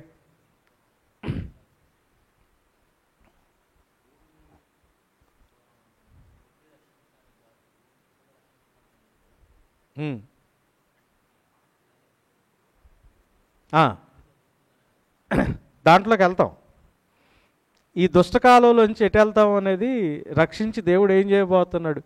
ఈ దుష్టయుగం. అందుకే దుష్టయుగం తర్వాత వచ్చేది దేవుని రాజ్యం. అందుకే యేసుప్రభు సువార్త ఎట్లా మొదలుపెట్టాడు? దేవుని రాజ్యం, ఆయన పరిపాలన. రాజ్యం అంటే పరిపాలన. కేసీఆర్ రాజ్యం పోయి రేవంత్ రెడ్డి రాజ్యం వచ్చింది అంటే ఆయన పరిపాలన, ఆయన పాలసీస్, ఆయన చట్టాలు, ఆయన విధానం.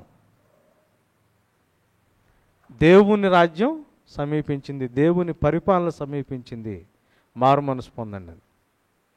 దాంట్లోకి వెళ్దాం.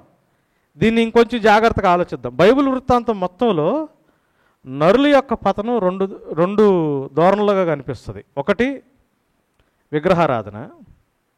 అక్కడ చూస్తే నేను ఒక మొదల్లో నుంచి 2 కొమ్మలు వచ్చినట్టు, ఒకటి విగ్రహారాధన వర్టికల్, రెండోది హింస అన్యాయంతో కూడిన అణచివేత, oppression through violence and injustice. ఇప్పటికీ కూడా లోకం అంతా ఇది ఆ విగ్రహారాధనని అన్యులు తప్పుగా చూడరు. ప్రపంచంలో కనిపించే మేజర్ ప్రాబ్లం ఏందా అంటే అప్రెషను, హింస అన్యాయంతో కూడిన అప్రెషను. నేను హింస అన్యాయం చేయలేకపోతే నేనేం చేస్తానంటే ఏదో ఒకదానికి దండం పెడతా, విగ్రహారాధన. ఈ రెండిటికి మూలం ఏంటయ్యా అంటే లోభం, కవచస్నెస్ అంటారు ఇంగ్లీష్లో, లేదా గ్రీడ్ అంటారు, లోభం. బైబిల్ అడ్రస్ చేసేది ఈ లోభాన్ని. బైబిల్ అడ్రస్ చేసేది ఈ లోభాన్ని. లోభం అంటే ఏంటి అనంటే, ద ఎసెన్స్ ఆఫ్ కవచస్నెస్ అంటే ఏంటంటే, ప్రస్తుతం నా దగ్గర ఏదో లేదు, అదొక్కడిగా నేను సంపాదించుకుంటే నా లైఫ్ బాగుంటుంది అన్న ఫీలింగ్ ఉంటుంది చూసారా. నా దగ్గర అదొక్కటి నేను లైఫ్లో చేస్తే బ్రదర్, ఇక నేను సెటిల్ అయిపోయినట్టే అంటాం చూసారా మనం. అదొక్కటి నా దగ్గర లేదు, అదొక్కటి ఎట్లా కొట్లా సంపాదిస్తే నా లైఫ్ బాగున్నట్టే అని. ఇది లోభం. మనం అన్ని రకాల పాపాలను అడ్రస్ చేయడానికి ట్రై చేస్తాం. తాగొద్దురా అంటాం, వ్యభిచారం చేయొద్దు అంటాం, తప్పుడు మాటలు అంటాం, కానీ లోభాన్ని మాత్రం జనరల్గా మనం అడ్రస్ చేయం. ఎందుకు అంటే లోభం ఈ లోకం మనుషుల మైండ్లో తీసుకొచ్చి పెట్టేది.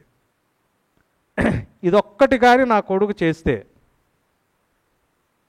ఈ ఒక్క డిగ్రీ కానీ నా కొడుకు సంపాదిస్తే వాళ్ళ లైఫ్ బాగుంటుంది,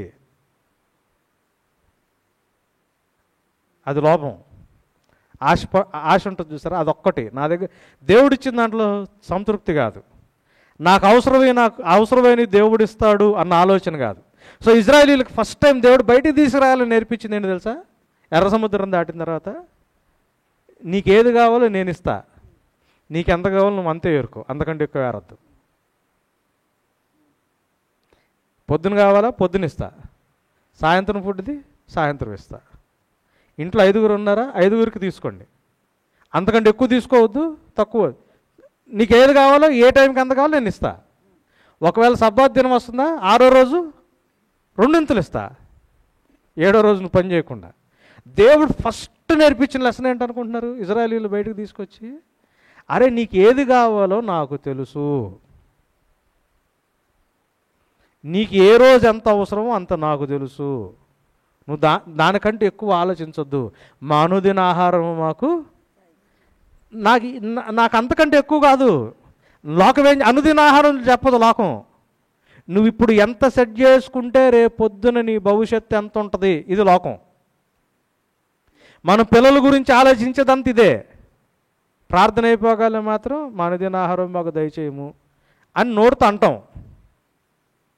నీకు ఏ రోజు ఎంత కావాలో నాకు తెలుసురా, నేను నీకు అంత ఇస్తా, దాంట్లో ఉండు. చేదు నీళ్ళు ఉన్నాయా, తీపి నీళ్ళు చేస్తా. నీళ్లు లేకుండా రాయి ఉన్నా బండలో నుంచి కూడా నేను నీళ్లు తీసుకొస్తా. అరణ్య మార్గమైన ఆకాశంలో నుంచి దేవదూతల ఆహారమైన ఇస్తా. నేను నీకు కావాల్సింది నీకు ఇస్తా. నీకు ఇచ్చిన దాంట్లో నువ్వు సంతృప్తిగా ఉండు, నీ సంగతి నేను చూసుకుంటా. That was the first lesson. వాళ్ళు ఎర్ర సముద్రం దాటి వచ్చిన తర్వాత దేవుడు నేర్పించడానికి ప్రయత్నం చేసింది. పైగా ఏమంటే తెలుసు, కొండ మీద నీ పక్కనోడు ఏది ఆశించొద్దు, 10 ఆజ్ఞలు ఇదే చెప్పింది ఆయన. నీకు నేనే కావాలో నేను నీకు ఇస్తా, అంతే. పక్కనోడు ఆశించొద్దు. 10 ఆజ్ఞలు ఇదే కదా మొత్తం, ఇదే కదా మొత్తం. సో ఈ లోభం ఏం చేస్తుంది అంటే ఇది పరిస్థితి. చాలామంది మానవులు బానిసలుగా ఉంటారు, వాళ్ళ మీద దుష్టులు ఉంటారు, ఆ దుష్టుల వెనకాల దురాత్మ శక్తులు ఉంటాయి. ఇందాక నేను చెప్పాను చూసారా, దేవుడు ఆశించిన ప్రభుత్వం కాకుండా మానవుడు పాపం వల్ల వచ్చిన పతన స్థితి. అందుకే మనం చేసేది పోరాటం మనుషులతో కాదని. మనం చేసే పోరాటం మనుషులతో కాదు, దురాత్మ శక్తులతో, ఈ ప్రస్తుత ఈ లోకనాథులతో. ఆయన అంత క్లియర్ కట్గా ఎందుకు మాట్లాడతాడు పౌలు? ఈ సిస్టంలో మనం ఇరుక్కుపోయాం. దీంట్లో నుంచి, ఈ దుష్టకాలంలో నుంచి మనల్ని విమోచించడానికి యేసు ప్రభు మన పాపాల నిమిత్తం చనిపోయాడు. లోభం ఏం చేస్తుందంటే దేవుని యొక్క ఆరాధన మీద ప్రభావితం చూపిస్తుంది. దాన్నే విగ్రహారాధన అంటాడు. దీన్ని చాలా బ్యూటిఫుల్గా రాస్తాడు పౌలు కొలసీ పత్రిక 3:5. కావున భూమి మీద ఉన్న మీ అవయములను అనగా జార్వత్వమును, అపవిత్రతను, కామాతురతను, దురాశను, విగ్రహారాధైన ధనాపేక్ష అన్నాడు, లేక లోభత్వము. అక్కడ కింద ఫుట్ నోట్స్లో ఉంటుంది. ఇంగ్లీష్లో చూడండి, put to death therefore what is earthly in you, sexual immorality, ఇక్కడ వరల్డ్లీ రావాలి యాక్చువల్గా, impurity, passion, evil desire and covetousness which is idolatry అన్నాడు. విగ్రహారాధైన ధనాపేక్ష, లోభం. మనం కష్టపడి పిల్లలందరికీ దేని గురించి? వాడికి ఎంతో కొంత వాడు సంపాదించుకోగలిగితే, వాడు ఎంతో కొంత కూడబెట్టుకోగలిగితే వాడి లైఫ్ బాగుంటుంది. అదే కదా మన థాటు. మన కష్టపడి పిల్లల్ని విగ్రహారాధైన ధనాపేక్ష, లోభత్వం అన్నాడు దాన్ని. రోమపత్రిక 1:21. మరియు వారు దేవుని ఎరిగి ఆయన్ని దేవుగా మహిమపరచలేదు, కృతజ్ఞతాస్తుతులు చెల్లింపలేదు. ఎందుకు చెల్లింపలేదు అంటే దేవుడు ఎవరో తెలుసు, దేవుణ్ణి దేవుడుగా ఎందుకు చెల్లించలేదు? మైండ్ అంతా ఎక్కడ ఉందంటే ప్రస్తుతం నా దగ్గర ఏదో లేదు, అదొక్కటి నేను సంపాదించుకుంటే. ఒకసారి మా చర్చిలో ఒక సిస్టరు ఒక సండే రాలా, నెక్స్ట్ సండే మామూలుగా అడిగా, అక్క ఏంటి రాలేదంటే, బ్రదర్ పాపకి ఎగ్జామ్స్ కదా బ్రదర్ అంది. వాళ్ళ పాప ఫస్ట్ క్లాస్, అది యూనిట్ ఎగ్జామ్స్. బ్రదర్ పాపకి ఎగ్జామ్స్ కదా బ్రదర్ అంది. మనం దేవుడికి ఇవ్వాల్సిన మహిమ దేవుడికి ఇవ్వం. ఎందుకు అంటే మన మైండ్లో మనకి అదొక్కటి ఉంటే సరిపోద్ది అని దేని గురించి ఉంటుంది చూసారా, దానికి ప్రాధాన్యత ఉంటుంది. పిల్లలు ఆ ఓరియంటేషన్లో సరిగ్గా చదవకపోతే, మార్కులు రాకపోతే రిపోర్ట్ కార్డు చూసి ఏడిపోతుంది. పిల్లలు సండే స్కూల్లో పెద్దగా నేర్చుకోకపోయినా కానీ మనకి పెద్దగా ఏడుపు రాదు. స్కూలు రిపోర్ట్ కార్డులో మార్కులు రాకపోతే ఏడ్చే తల్లిదండ్రులను చూసా కానీ నా కొడుకు సండే స్కూల్లో ఏమి నేర్చుకోవట్లేదని బాధపడే తల్లిదండ్రులు నేను చూడలా. మేబీ నేను చిన్నోడేమో ఏజ్లో, కానీ ఆ ఏజ్లో నాకు అక్కడ ఎవరు తారసపళ్ళు, వీడికి ఏమి రావట్లేదు సార్ సండే స్కూల్లో, వీడేమి నేర్చుకుంటున్నాడు, మీరేమి నేర్పిస్తున్నారు, టీచర్లు ఏమి నేర్పిస్తున్నారు, వాడికి ఎంత క్లియర్గా వాక్యం అర్థమవుతుంది, వాడు ఏమైనా నేర్చుకుంటున్నాడా అని స్కూల్లో సబ్జెక్టుల గురించి, మార్కుల గురించి ఎంక్వైరీ చేసినట్టు తల్లిదండ్రులు ఎంతమంది పిల్లల గురించి ఎంక్వైరీ చేస్తున్నారు? ఎందుకు అంటే ఇది వచ్చినా రాకపోయినా పర్లా, దేవుడు అడిగితే సహాయం చేస్తాడు, ఆయనది వేరు. కానీ నేను అనుకున్నది నా కొడుకు సంపాదించుకోలేకపోతే లైఫ్లో, వాడు అది ఒక్కడ సాధించకపోతే వాడి లైఫ్ రేపు పొద్దున ఏదో ప్రాబ్లం అవుద్ది, అది నన్ను బానిసం చేసేస్తుంది.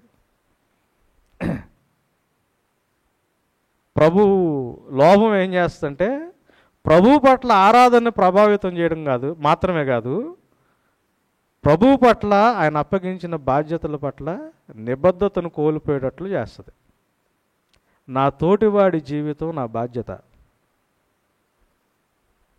నేను మై బ్రదర్స్ కీపర్ అన్నాడు కయ్యను. నేను నా తమ్ముడికి నేను కావలివాడినా అన్నాడు. కావలివాడివే, కావలివాడినే అని యేసు ప్రభు మన కోసం ప్రాణం పెట్టి ప్రూవ్ చేశాడు కదా. 1 యోహాను 3:16 ఏమంటాడు, దీన్ని బట్టి ప్రేమ అంటే ఎట్లా తెలుస్తుంది, ఆయన మన కొరకు ప్రాణం పెట్టాడు కాబట్టి మనం కూడా మన సహోదరుల కొరకు ప్రాణము పెట్ట బద్దులమై ఉన్నామని రాశాడు. యోహాను భక్తుడు రాస్తే, మీరు మీ పనులే కాదు మీకంటే మీ పక్కనోడిని యోగ్యులుగా ఎంచుకోండి, మీ పనులే కాదు మీ పక్కనోళ్ళ పనులు కూడా చేయండి, క్రీస్తు ప్రభువుకు కలిగిన ఈ మనస్సు మీరు కూడా కలిగి ఉండండి అని పౌలు గారు ఫిలిప్పీ పత్రిక 2వ అధ్యాయంలో రాశాడు. లోభం ఏం చేస్తుంది అంటే ప్రభువు పట్ల ఆయన అప్పగిచ్చిన బాధ్యత. Why are we blind to so many atrocities in our society? మన చుట్టుపక్కల పక్కల జరుగుతున్న ఇన్ని దౌర్జన్యాల పట్ల మనం ఎందుకు గుడ్డోళం అయిపోతున్నాం? మనకెందుకు బాధ్యత రావట్లా? అంటే మనకి లైఫ్లో ఏదో సాధించాలని ఒకటి ఉంది. అదొకటి ఉంటే నా లైఫ్ బాగుంటుంది, నా పిల్లల లైఫ్ బాగుంటుందని ఉంటుంది. ఎందుకు క్రిస్టియన్ కమ్యూనిటీలోంచి జర్నలిస్టులు లేరు? జర్నలిజము సత్యాన్ని ప్రకటించే దాంట్లో, నిజమైన సత్యాన్ని లోకానికి చూపించే దాంట్లో క్రైస్తవులు ఎందుకు వెళ్ళట్లేదు? మనకు కూడా ప్యాకేజీలో వచ్చి అమెరికా వెళ్ళి సెటిల్ అయిపోవడం ఎందుకు? ఇక్కడ ఇంత అన్యాయం జరుగుతున్నప్పుడు, ఇంత అక్రమాలు జరుగుతున్నప్పుడు, ఇంత ఫేక్ న్యూస్ నడుస్తున్నప్పుడు, ఇన్ని అబద్ధ ప్రచారాలు జరుగుతున్నప్పుడు సత్యాన్ని ప్రకటించగలిగే ఆ ప్రొఫెషన్లో క్రైస్తవులేరి? సత్యం కోసం నిలబడే దాంట్లో జడ్జెస్లో, లాయర్స్లో క్రైస్తవులేరి? ఎందుకు ఉండలేదు? జర్నలిజం ఓకే కానీ బ్రదర్, రేపు పొద్దున కూడేది పెట్టుద్ది. అది కదా మన కాన్సెప్ట్. జర్నలిజం చేయొచ్చు, విలేకరు అవ్వచ్చు, రేపు పొద్దున్నాడు ఏం తిని బతుకుతాడు? మరే తన కొడుకు చేపను అడిగితే పావునిస్తాడా? రొట్టెని అడిగితే రాయనిస్తాడా? చెడ్డవారయ్యుండి మీ పిల్లలకి మీరు మంచి తెలిసినప్పుడు పరలోకం ఉన్న తండ్రి మీకు ఎంత మంచి ఇస్తాడని యేసు ప్రభు చెప్పిన మాటలు కరెక్టే. కానీ ఈ లోకం ఉన్న సిస్టమ్ ఉంది చూసారా, ఈ లోకంలో ఉన్న మర్యాదలు, ఈ లోకంలో ఉన్న పద్ధతులు, ఈ లోకంలో ఉన్న విషయాలు మన మైండ్ని ఎంత ప్రభావితం చేస్తున్నాయి అంటే మనం చెవులుండి కూడా వినలేక, కళ్ళుండి కూడా చూడలేక, హృదయానికి గోచరం కాలేని గుడ్డితనం. యుగ సంబంధమైన దేవత, యుగం అంటే ఇప్పుడున్న దుష్ట పరిపాలన, యుగ సంబంధమైన దేవత మన కళ్ళకి ఏం చేస్తుంది? గుడ్డితనం. రేపొద్దు నా కొడుకు దేని తిని బతుకుతాడు? దేవుడి మాటను చూడలేకపోతున్నాం. భారతదేశంలో ఎవరు తీసుకోవాలి రెస్పాన్సిబిలిటీ? నేషనల్ ఛానల్స్ చూడండి, ఎంతమంది క్రిస్టియన్స్ ఉన్నారు? టాప్ విలేకరులు చూడండి, ఎంతమంది క్రిస్టియన్స్ ఉన్నారు? జ్యుడిషియరీ చూడండి, ఎంతమంది క్రిస్టియన్స్ ఉన్నారు? ఇప్పుడు ఎడ్యుకేషన్ కూడా వదిలేశారు కదా, టీచింగ్ కూడా వదిలేస్తున్నారు కదా క్రిస్టియన్స్. డాక్టర్లు ఒక్క డబ్బులు మర్యాద ఉంటుంది కాబట్టి మెడిసిన్ చదువుతున్నారు. నర్సింగ్ రోగుల దగ్గర, అవసరమైన దగ్గర ఎంతమంది క్రిస్టియన్స్ వదిలేస్తున్నారు జాబులు? ఒక 2 తరాలు వెనక్కాలండి, ఒకప్పుడు ఉన్న హాస్పిటల్స్లో నర్సులందరూ మనోళ్ళు ఉండేవాళ్ళు, లేరు, ఇప్పుడు వదిలేశారు. మళ్ళీ ఒకవేళ చేసిన నర్సింగ్ న్యూజిలాండ్లో మంచి ఆపర్చునిటీస్ ఉన్నాయంట బ్రదర్, ఇంగ్లాండ్లో నర్సింగ్ చేస్తే మంచి ఆపర్చునిటీ ఉందంట బ్రదర్. నర్సింగ్ అక్కడికి వెళ్ళింది. లోభం ప్రభువు పట్ల, ప్రభు అప్పగించిన బాధ్యత పట్ల నిబద్ధతను కోల్పోయేటట్లు చేస్తుంది. అది దేనికి దారి తీస్తుంది తెలుసా? హింస, అన్యాయంతో కూడిన అణచివేత. ఇదే 10 ఆజ్ఞల్లో మొదటి 3 ఆజ్ఞలు, తర్వాత 7 ఆజ్ఞలు దీనికి సంబంధించినయే. ఈ 2 పాయింట్ల గురించే మాట్లాడతారు. యాక్చువల్గా నా జీవితంలో దేవుడికి ఒక చిత్తం ఉండి, నా తోటివాడి జీవితంలో దేవుడికి ఒక చిత్తం ఉంది. కానీ నేను ఎప్పుడైతే ప్రభువు ఇచ్చిన దాంట్లో తృప్తి పడకుండా నాకు ఇంకేదో అవసరం అని చెప్పి, నాకు ఇంకేదో కావాలని నేను వాక్యాన్ని పట్ల గుడ్డోడిని అయిపోయి నా లోపం ఎప్పుడైతే వస్తుందో, నా జీవితంలో దేవుడి చిత్తాన్ని మర్చిపోతా, నా పక్కనోడి జీవితంలో కూడా దేవుడి చిత్తం ఉందన్న విషయం మర్చిపోతా. అటు దేవుడితో వైరం ఏర్పడుద్ది, నా తోటివాడితో వైరం ఏర్పడుద్ది. మానవుడి పతనం అంతా ఇక్కడే ఉంది. ప్రభువు ఇచ్చిన దాంట్లో తృప్తిగా బ్రతకటం. ఒకడికి 5 ఇవ్వచ్చు, ఒకడికి 2 ఇవ్వచ్చు, ఒకడికి 1 ఇవ్వచ్చు. నాకు ఇచ్చిన ఒకదాని విషయంలో నేను లెక్కప్పు చెప్పే దాంట్లో నేను నమ్మకంగా ఉంటే చాలు. 2 ఉన్నోళ్ళు 2 ఇచ్చిన దాంట్లో లెక్కప్పు చెప్పే దాంట్లో నమ్మకంగా ఉంటే చాలు. 5 ఇచ్చినోళ్ళు 5 ఇచ్చిన దాంట్లో నమ్మకం లెక్క ఒకటి వచ్చినోడు నాకు ఇంకా మిగతా 4 ఎలా వస్తాయి, నాకు ఒకటే ఇచ్చా ఆయనకు 5 ఎందుకు ఇచ్చాడు, పక్కనోడికి 2 ఎందుకు ఇచ్చాడు, దేవుడు నాకు అన్యాయం చేశాడు, లేదు నేను కూడా ఇంకా మిగతా 4 తెచ్చుకోమని దేవుడు చిత్తము. మన చేతిలో ఏది పెడితే దాని పట్ల మనం ఎంతవరకు నమ్మకంగా దేవుడి పట్ల ఉంటున్నాం. దేవుడు ఎంత ఇచ్చాడు, నేను ఎంత నమ్మకంగా ఉన్నా. నా చేతిలో లేని దాని గురించి నేను ఆశపడటం, ఇది లోకంలో తీసుకొచ్చే. అందుకే నేత్రాశ, ఈ లోకమును దాంట్లో ఉన్న ఎంత, అక్కడ భూమి అనలా, ఈ లోకము దాంట్లో ఉన్నాయి అంత. ఏంటది? నేత్రాశ, శరీరాశ, జీవపుడము. ఇది పాపానికి దారితీస్తుంది. ఇది పాపానికి దారితీస్తుంది. ప్రాస్పరిటీ గాస్పుల్ ఇక్కడ డేంజరస్. నీకెంత ఇచ్చాడో దాంట్లో ఉండమని కాదు, దేవుడు నీకెంతో ఇయ్యాలనుకుంటున్నాడో దాన్ని లాక్కోవడానికి ప్రయత్నం చేయని అబద్ధం చెబుతారు. ఈ దుష్టకాలంలో నుంచి దేవుడు విమోచించి ఎక్కడికి తీసుకెళ్తాడనేది మనం, ఆయన ఇజ్రాయేలీని పిలుచుకుని నిబంధనలోకి తీసుకెళ్తాడు. నెక్స్ట్ మనం ఇప్పుడు 2 చూసాం, సృష్టి, దేవుడు, ప్రజలు, బైబిల్ అన్న పాయింట్. మానవుడు యొక్క పతనానికి ఒకటి రీజన్ మెయిన్. ప్రభువు ఇచ్చిన దాంట్లో మనం సంతృప్తిగా లేకుండా, నాకు కావాల్సిన దేవుడు నాకు ఇస్తాడు అని ప్రభువు మీద ఆనుకోలేని మన బలహీనత ఉంటుంది చూసారా.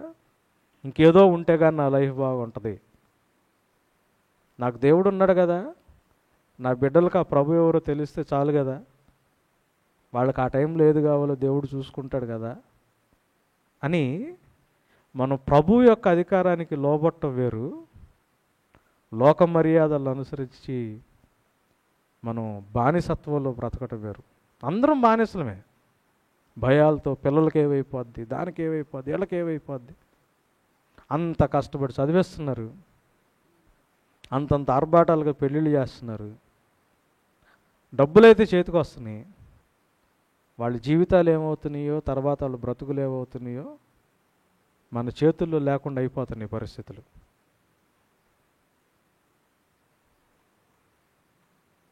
ఇది మానవుడి యొక్క పతనం గురించి క్లోజ్ చేస్తున్నాను నేను ఇక్కడ. క్వశ్చన్స్ ఏమన్నా?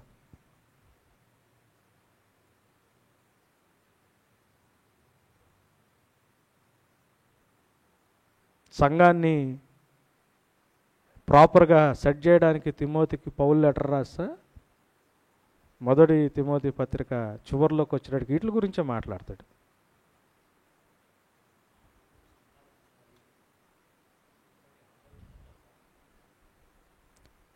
జీవనోపాధిని సంపాదించుకోవడానికి కావాల్సింది చేయాలి. అంటే అసలు ఉద్యోగం, చదువు అవసరం లేదంటే అసలు ఏం చేయకుండా ఖాళీకి కూర్చున్నోడికి అన్నం పెట్టొద్దు అన్నాడు తెస్సలోనిక పత్రికలో పౌలు గారు. సో నా జీవనోపాధికి కావాల్సింది నేను సంపాదించుకుంటాను. కానీ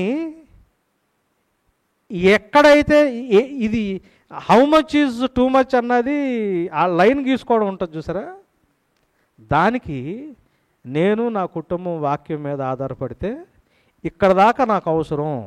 దేవుడు అదే అన్నాడు. మళ్ళీ ఇంట్లో వాళ్ళ కుండల్లోకి రాలమన్నా, బయట కురిసింది, వీళ్ళు వెళ్ళి ఏరుకుని తీసుకొచ్చుకోవాలి, వీళ్ళకి పని ఉంది. సో దేవుడు ఉద్యోగాలు ఇస్తాడు, అవసరమైన తిండి పెడతాడు, నేను సస్టైన్ అవ్వడానికి దేవుడు నాకు ఇస్తాడు. నేను ఆ ఉద్యోగం తెచ్చుకోవడం ఎట్లానో నా పిల్లోడికి నేర్పించాలా, వాడు సస్టైన్ అవ్వడం ఏంటో వాడికి నేర్పించాలా. కానీ అవసరానికంటే ఎక్కువ ఏరుకుంటున్నానా లేదా అనేది నాకు ఎలా తెలుస్తుంది అని అంటే, వాక్యం మీద నేను నా కుటుంబం ఆధారపడినప్పుడు. ఇప్పుడు మీ ఇంట్లో 4 ఉన్నాం, ఎంత సరిపోద్ది, ఇది మా ఆశ కంటే ఎక్కువ వెళ్తుంది, ఇది మాకు సరిపోద్ది అన్నది మనకి వాక్యానుసారమైన వివేచనలో నుంచి వెళ్తే కానీ అర్థం కాదు. లోకం ఏం చేస్తుంది తెలుసా, మనం ఎంత తీసుకొచ్చినా ఇంకేదన్నా ఉంటే, రేపొద్దున ఇంకేమన్నా ప్రాబ్లం ఉంటే మనకి సంఖ్యలు వేయడానికి ఆడు ఎంత ఆశని చూపిస్తుంది లోకం. వాక్యానుసారంగా మనం వెళ్ళినప్పుడే మనకి ఎంత కావాలో అంత ఏరుకుని వచ్చే జ్ఞానం దేవుడు ఇస్తాడు. ఆ విజ్డమ్ దేవుడి దగ్గర తీసుకోవాలి. థ్యాంక్స్ అండి, అది గుర్తు చేసినాను. సో మనం ఉద్యోగాలు చదువులు మనం ఇది చేయకూడదు. మళ్ళీ ఇంకొక మాట ఏంటి, ఈ లోక వ్యవస్థల్లో ప్రాబ్లం ఉందన్నాం కదా. వ్యవస్థల్లో వెలుగు రావాలంటే ఏం చేయాలా? ఆ వ్యవస్థల్లో వెలుగిచ్చే వాళ్ళగా మనం వెళ్ళాలా. ఐఏఎస్ వ్యవస్థ ఉంటుంది, ప్రాపర్ క్రిస్టియన్స్ వెళ్ళాలా. జ్యుడిషియరీ ఉంటుంది, ప్రాపర్ క్రిస్టియన్స్ వెళ్ళాలా. మెడికల్ ఫీల్డ్ ఉంటుంది, ప్రాపర్ క్రిస్టియన్స్ వెళ్ళాలా. జర్నలిజం ఉంటుంది, ప్రాపర్ క్రిస్టియన్స్ వెళ్ళాలా. నేను ఆ వ్యవస్థలోకి వెళ్ళి నేను ఎంత సంపాదిస్తున్నదని నేర్పించకూడదు పిల్లలకి. అరే నువ్వు చదువుకో, ఐఏఎస్ అవ్వు, లోకంలో ఉన్న అరాచకాలు ఏం జరుగుతున్నాయో చూపించండి. డేవిడ్ లివింగ్స్టన్ వాళ్ళ ఫాదరు ఆయన కూర్చోబెట్టుకుని ఆఫ్రికా ఖండంలో పరిస్థితులు ఏంటి, అక్కడున్న దౌర్భాగ్య స్థితి ఏంటి, మనం ఏం చేయగలం అక్కడికి వెళ్ళని చిన్నప్పటి నుంచి నేర్పించుకుంటూ వస్తున్నాడు. సీఏ అవ్వాలా, ఎంత బ్యాగేజ్ వస్తుంది కాదు, ఆర్థిక అవకతవకలతో మోసం చేస్తున్న వాళ్ళు ఎంతమందిని అరికట్టడానికి ఇటు సీఏ అవ్వాలో నేర్పించండి. బ్యూరోక్రసీలోకి వెళ్ళాలా, ఎటువంటి పాలసీలు చేస్తే సమాజానికి ఉపయోగపడుతుందో నేర్పించాలి. మనం ప్రతి వ్యవస్థలో వెలుగులాగా ప్రాపర్ దివ్యల్ని మనం ఈ వ్యవస్థల్లోకి మనం ఏం చేయాలా, తీసుకెళ్ళి పెట్టాలా. సో దానికి వాడికి కావాల్సిన జీవనోపాధి వస్తుంది. జీవనోపాధి దేవుడిస్తాడు అక్కడ ఉన్నప్పుడు. కానీ అక్కడ నా బాధ్యత ఏంటో నాకు తెలుసుకుని నేను వెళ్ళాలా. బాధ్యత ఓరియంటేషన్లో నేర్పించట్లా. డాక్టర్ అవ్వని అంటున్నారు కానీ మొన్న మా చర్చ్లో ఒక అమ్మాయి నీట్ ర్యాంక్ వచ్చింది. అమ్మాయికి ఉస్మానియాలో కూడా వస్తుంది. పేరెంట్స్ని అమ్మాయిని కూర్చోబెట్టి వాళ్ళు అడిగారు ప్రేయర్ అని అడిగితే నేను చెప్పే అమ్మాయికి పెద్ద డాక్టర్ అవ్వాలని ఆలోచించబాక సమాజానికి ఉపయోగపడే డాక్టర్ అవ్వాలని మాత్రం ఆలోచించు, దానికోసం ప్రిపేర్ అవ్వు. వాళ్ళ పేరెంట్స్కి కూడా అదే ఇన్స్ట్రక్షన్ ఇచ్చా, సమాజానికి ఉపయోగపడే డాక్టర్ని తయారు చేయండి. పెద్ద గొప్ప డాక్టరు అయ్యుండొచ్చు, టాక్ట్ఫుల్గా సర్జరీస్ చేయొచ్చు, కానీ సమాజానికి ఉపయోగపడే డాక్టర్ చాలా అవసరం. సమాజానికి ఉపయోగపడే వాళ్ళు చాలా అవసరం. సమాజానికి ఉపయోగపడే కాన్సెప్ట్సే నేర్పించండి పిల్లలకని మా చర్చ్లో కూడా వాళ్ళు థ్యాంక్స్ గివింగ్ ప్రేయర్ పెట్టుకుంటే దాంట్లోనే మాట్లాడా. అవసరం.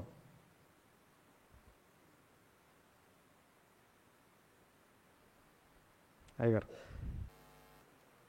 Check sir. రవికాంత్ గారు, తల్లిదండ్రులు పిల్లలకు ఆస్తిని సమకూర్చడం తప్ప? ఆస్తిని సమకూర్చటం అంటే ఎందుకు ఆస్తిని సమకూర్చాలి, దాని వెనకాల ఇంటెన్షన్ ఏంటి? కరెక్టేనమ్మా, దాని వెనకాల ఇంటెన్షన్ ఏంటి? యాక్చువల్గా నేను మొన్న ఈ సిరీస్ మీద మాట్లాడుతూ ఉన్నా. 4 విషయాలు ఉంటాయి. ఒకటి ఎడ్యుకేషను, రెండోది ఎంప్లాయ్మెంట్, మూడోది ఎకనామిక్ స్టేట్, నాలుగోది మన రిసోర్సెస్. ప్రతి ఒక్కడి జీవితాన్ని ఎఫెక్ట్ చేసే ఫ్యాక్టర్స్ ఈ 4. మన జీవితంలో మనకు కావాల్సిన రిసోర్సెస్ యాక్సెస్ చేసుకోవాలంటే డబ్బులు చేతిలో ఉండాలి. డబ్బులు చేతిలో ఉండాలంటే ఉద్యోగం కరెక్ట్గా ఉండాలి. ఉద్యోగం ప్రయారిటీ. ఉద్యోగం రావాలంటే చదువు నెసెసిటీ. సో చదువు నెసెసిటీ, ఉద్యోగం ప్రయారిటీ, ఆర్థిక స్థితి అన్నది నా కంట్రోల్లో ఉండాలి. వస్తే నాకు కావాల్సిన వనరులు నేను యాక్సెస్లో.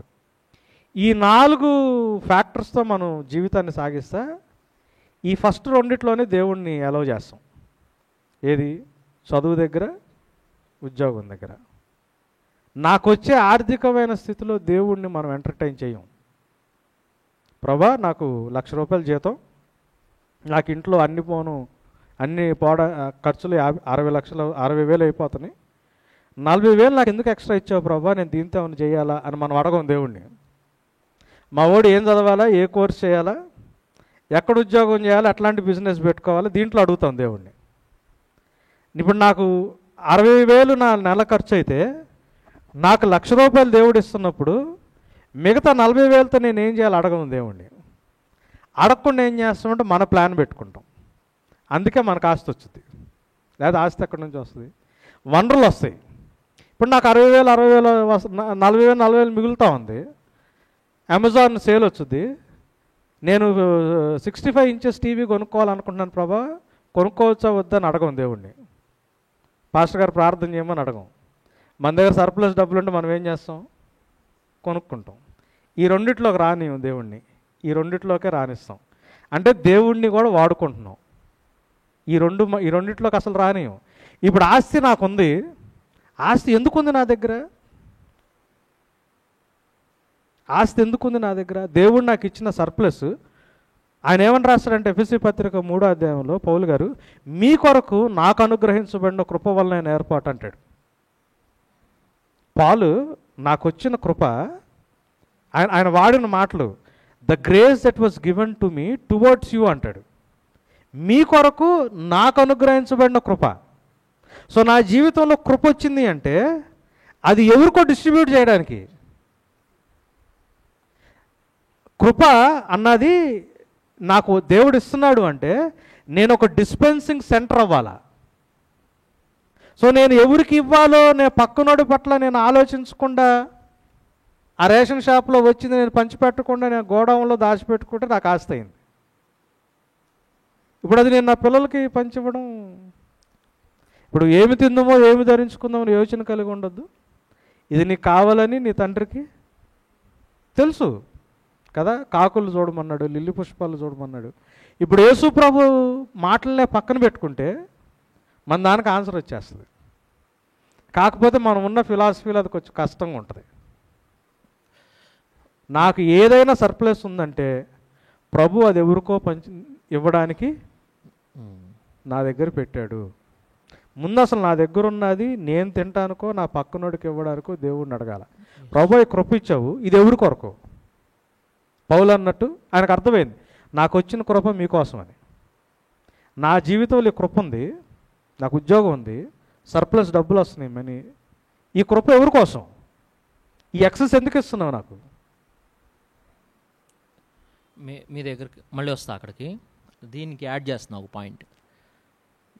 అంబానీ కొడుకుకి అంత పెళ్లి చేస్తే ఎందుకు ఇంత ఖర్చు పెట్టాడు, అవసరమా అని చాలా డిస్కషన్స్ అయినాయి, దాని మీద డిబేట్స్ అయినాయి. ఈవెన్ క్రిస్టియన్ స్కాలర్స్, ఫిలాసఫర్స్ కూడా దాని మీద చాలా డిబేట్లు చేశారు. అవన్నీ ఫాలో అవుతూ ఉంటే ఒక నాన్ క్రిస్టియన్ కూడా అనలేము, ఒక దేవుణ్ణి నమ్మనటువంటి వాడు ఒకడు చాలా గొప్ప స్టేట్మెంట్ చేశాడు. క్రిస్టియన్ స్కాలర్ కూడా ఒక స్టేట్మెంట్ చేశాడు ఆ పెళ్లిలో అంబానీ పెట్టినటువంటి ఖర్చు గురించి. ఇద్దరు కూడా చేసినటువంటి సేమ్ స్టేట్మెంట్ ఏంటంటే, ప్రపంచం అంతా కూడా అంబానీ ఖర్చు చేశాడని మాట్లాడుతూ ఉన్నారు, విచ్ ఈజ్ వెరీ రాంగ్. అతడు ఖర్చు చేయలేదు, అతడు తాను సంపాదించిన దాంట్లో నుండి ఇంకొకడు సంపాదించుకోవడానికి అవకాశం ఇచ్చాడు అని అన్నాడు. అంటే ఫర్ ఎగ్జాంపుల్ వంట వండేవాడికి ఈయన డబ్బులు ఇచ్చాడు, దాంతో వాడు కూడా సంపాదించుకుంటున్నాడు. డెకరేషన్ చేసేవాడికి డబ్బులు ఇచ్చాడు, దాంతో వాడు కూడా సంపాదించుకుంటున్నాడు. వాళ్ళందరికీ వీడి సంపాదనలో నుండి కొంత సంపాదించుకునేటువంటి అవకాశాన్ని కలుగజేశాడు, ఖర్చు చేయలేదు అంబానీ అని అన్నారు. ఫిలసాఫికల్గా చాలా పెద్ద స్టేట్మెంట్ అది. కొంచెం ఖర్చు చేయడం అని మనం అనకూడదు, తాను సంపాదించిన దాంట్లో నుండి కొంత తన కుమారుడి యొక్క పెళ్లి ఆనందంలో ఇంకొంతమంది ఆనందపడేటట్టుగా చేశాడు. అది కూడా ఏదో ఇట్లా ఉట్టిగా ఇసిరేయలేదు, వాళ్ళకి పనిచ్చి మరీ డబ్బులు ఇచ్చాడు కాబట్టి వాడు చాలా గ్రేట్ అని అన్నారనమాట. అంటే నాకు ఇవ్వబడినటువంటి కృప ఇతరుల కోసం అన్నప్పుడు అనేటువంటి మాట. వస్తున్నా మేడం గారు అడిగిన దానికి డైరెక్ట్ వర్స్ కూడా ఉంది కదా, తల్లిదండ్రులు తమ పిల్లలకు ఆస్తిని సమకూరుస్తారని. అంటే కాంటెక్స్చువల్గా, రెండోది హిస్టారికల్ బ్యాక్గ్రౌండ్లో మనం ఆలోచన చేసినప్పుడు అది ఇశ్రాయేలుతో మాట్లాడుతున్నటువంటి మాట. వాళ్ళకి భూమి అనేది చాలా ప్రాముఖ్యమైనటువంటి విషయం. ఆ రోజుల్లో ఉన్నటువంటి పరిస్థితుల్లో చాలామంది ఆ భూమిని వాళ్ళ యొక్క పరిస్థితులను బట్టి, ఆర్థికపరమైనటువంటి ఇబ్బందులను బట్టి, ఆహారం లేనటువంటి కారణాన్ని బట్టి ఇతరుల దగ్గర తనఖా పెట్టడము, ఇతరులకి దాన్ని అప్పగించడము, లేకపోతే అది అప్పులో ఉండడము, ఇవన్నీ కూడా సంభవించేటువంటి పరిస్థితులు ఆ రోజుల్లో. అది అలాంటి సందర్భాల్లో దేవుడు మీకు ఇచ్చినటువంటి భూమిని ఆయన ముందుగానే చెప్పాడు, అది తరతరాలకు వాళ్ళకు స్వాస్థ్యము, ఆస్తి అని. దాన్ని పోగొట్టొద్దు, పిల్లలకు దాన్ని ఉంచండి అని చెప్తున్నటువంటి విషయం అదనమాట. అందుకోసం నెహెమ్యా గ్రంథంలో మనం చూస్తూ ఉన్నప్పుడు, అయా మా వాళ్ళే మనవాళ్లే మన భూముల్ని మన పిల్లల్ని అందరినీ కూడా తీసుకుని పోయి దాసులుగా చేస్తూ ఉన్నారు, బానిసలుగా చేస్తూ ఉన్నారు అని అంటే, నెహెమ్యా ముందు దాన్ని సెటిల్ చేస్తాడు. మన పిల్లలకి మన వాళ్ళకి సంబంధించినటువంటి భూములు వాళ్ళకి ఇచ్చేసేయండి, ఆ బానిసత్వాన్ని తీసేయండి అని ముందు దాన్ని సెటిల్ చేస్తాడు. ఆ తర్వాత మళ్ళా గోడ దగ్గరకు పని దగ్గరకు వస్తాడు అనమాట. వాళ్ళకి చాలా స్పెసిఫిక్ థింగ్, ఇజ్రాయెల్లో ల్యాండ్ అమ్మడానికి లేదు, కొనుక్కోవడానికి లేదు, భూమి నాదంటాడు దేవుడు. కానీ దాన్ని అది ఉంది, దేవుడు చెప్పాడు, కానీ దాన్ని విస్మరించారు వాళ్ళు. విస్మరించి అమ్ముకోవడాలు, కొనుక్కోవడాలు, తనఖా పెట్టుకోవడాలు అన్నీ చేశారు వాళ్ళు. అందుకోసం ఆ పరిస్థితుల్లో మాట్లాడుతున్నటువంటి మాటలు అన్నమాట. ఆస్తులు ఇవ్వండి, సమకూర్చండి అన్నట్టు. ఐశ్వర్యవంతుల్ని చేస్తాడు. అది ఐశ్వర్యము అనేటువంటిది ఒక న్యాచురల్ వర్డ్, నార్మల్ వర్డ్. ఐశ్వర్యం, కృపావరాల గురించి కొరింథీ పత్రికలో మాట్లాడుతూ ఉన్నప్పుడు, మీరు ప్రతి దాంట్లో కూడా ప్రతి కృపావరములో మీరు ఐశ్వర్యవంతులేరి అని అంటాడు. అక్కడ ధనం గురించి మాట్లాడలా, కృపావరంలో ఐశ్వర్యత. సో ఐశ్వర్యం అనేటువంటి మాట కేవలము ఆస్తులకు సంబంధించింది, ధనంకి సంబంధించింది మాత్రమే కాదు. ఐశ్వర్యం అనేటువంటి మాట జ్ఞానములో ఐశ్వర్యం, బుద్ధిలో ఐశ్వర్యం, కృపావరాల్లో ఐశ్వర్యం, వివేచనలో ఐశ్వర్యం, నైతికతలో, ఇలా ఐశ్వర్యాలు ఉన్నాయి బైబిల్లో. మళ్ళీ ఇంకొక పాయింట్ ఏంటంటే, ధనాపేక్ష వద్దన్నాడు. ధనం ఇవ్వచ్చు దేవుడు, ఐశ్వర్యవంతులు చేయవచ్చు దేవుడు. ఎందుకు చేశాడు అనేది, ఇప్పుడు మన విశ్వాసాన్ని బట్టి అబ్రహాం సంతానం కదా, అబ్రహాం ఎందుకు ఆశీర్వదించబడ్డాడు? అనేకులకు ఆశీర్వాదంగా ఉండడానికి. And if we are his children by faith, మనం ఆశీర్వదించబడినప్పుడు మనం ఏమవ్వాలా? అనేకులకి ఆశీర్వాదంగా ఉండాలి. సో అది అంటే రిసెప్షన్ ఒక్కటే కాదు, ప్రభు మాకు ఇచ్చిన దాన్ని మళ్ళీ నేను ఏమి చేయాలన్నది చాలా ఇంపార్టెంట్. దేవుడు చేస్తాడు. దేవుడు చేయకపోతే సెకండ్ వరల్డ్ వార్ అయిన తర్వాత రష్యన్స్ న్యాచురల్ ఎయిర్ని ల్యాబొరేటరీలో తయారు చేయాలని ప్లాన్ చేసినప్పుడే ఒక్క 1 అవర్కి కావాల్సిన న్యాచురల్ ఎయిర్ ఎన్నో లక్షల్లో అవుతుంది అని చెప్పి వాళ్ళు ఆశ్చర్యపోయారంట. న్యాచురల్ ఎయిర్ ఇప్పుడు మనం ఫ్రీగా గాలి పీల్చుకుంటున్నాము అని అంటే ఇదంతా దేవుడు మరి మనకి ఇచ్చిన ఐశ్వర్యమే కాదంటారా? అంటే మనకి కరెన్సీలోకి కన్వర్ట్ అయిందే మనకు ఐశ్వర్యం బేసికల్గా. అట్లా కాకుండా ఇంకెంత ఉంది? సో హ్యూమన్ ఆర్గాన్స్ మీదే అంత పెద్ద పెద్ద బిజినెస్లు చేస్తున్నారు కదా. దేవుడు అవన్నీ మరి మన దగ్గర తీసుకొచ్చి పెట్టినప్పుడు మనల్ని ఐశ్వర్యవంతులుగా ఉంచినట్టే కదా. దేవుడు చేస్తాడు, దేవుడు ఇస్తాడు. కొన్నిసార్లు మనకు కావాల్సిన దానికంటే ఎక్కువ ఆర్థికంగా కూడా దేవుడు మనల్ని ఆశీర్వదించవచ్చు. ఆశీర్వాదం పొందుకున్న మనము ఏం చేస్తున్నాం? దాంతో పొందుకున్న తర్వాత ప్రభువు దగ్గర కూర్చుని, ప్రభు నా దగ్గర ఇంత ఉంది, నువ్వు ఇది ఇచ్చావు, నేను ఏం చేయాలి దీంతో, నాకు ఎందుకు ఇచ్చావు ఇదని మనం జనరల్గా అడగం. నాకు మనోహ ప్రేయర్ అక్కడే నచ్చుతుంది. కొడుకునిచ్చిన తర్వాత ఆయన ఏం ప్రార్థన చేస్తాడంటే, ప్రభా నాకు ఈయన ఎందుకు ఇచ్చావు, నేను ఈయన ఎట్లా పెంచాలి అని ప్రార్థన చేస్తాడు. ఆ దైవజనుడు ఆ దూతను వెతుక్కుంటే వెళ్ళి ఆయన వచ్చాడని చెప్తే మళ్ళీ వెళ్ళి ఆయన అడిగే ప్రార్థన ఏంటంటే, జనరల్గా అది మనం చెయ్యం. ఆ కొడుకుతో ఏం చేయాలన్నది మన ప్లాన్ ఉంటుంది. మనోహ చేసిన ప్రార్థన ఇచ్చిన కొడుకును కూడా ఎలా పెంచాలి, ఎందుకు పెంచాలని అడిగాడు. అట్లా మన చేతిలోకి వచ్చిన ప్రతి ఆశీర్వాదం మనం ఎందుకు చేయాలా, ఎందుకోసం చేయాలా, ఏం చేయాలనే దేవుడిని మనం అడిగితే అప్పుడు ప్రభు లేదు మీ పిల్లలకే ఇవ్వండి అంటే ఇచ్చేయడం. ఓకే, దేవుడు మరి అట్లా చెప్తాడో లేదనేది వాక్యానుసారంగా చూడాలి.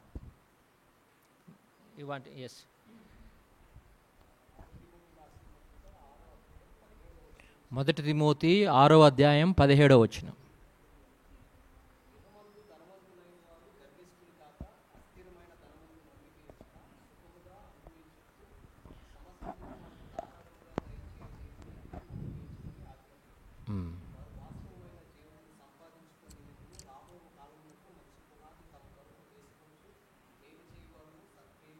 ఆరు 17, మొదటి తిమోతి 6:17. మేలు చేయొచ్చు,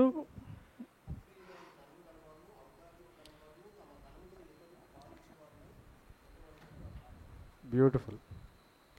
ఈ టెక్నికల్ టీం వాళ్ళు నేను అడిగినప్పుడే రెడీ ఉండరు వీళ్ళు. అయ్యగారు దాని మీద వేస్తున్నాం ఒక్క నిమిషం.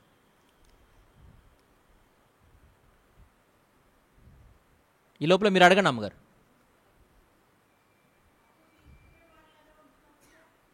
అప్పు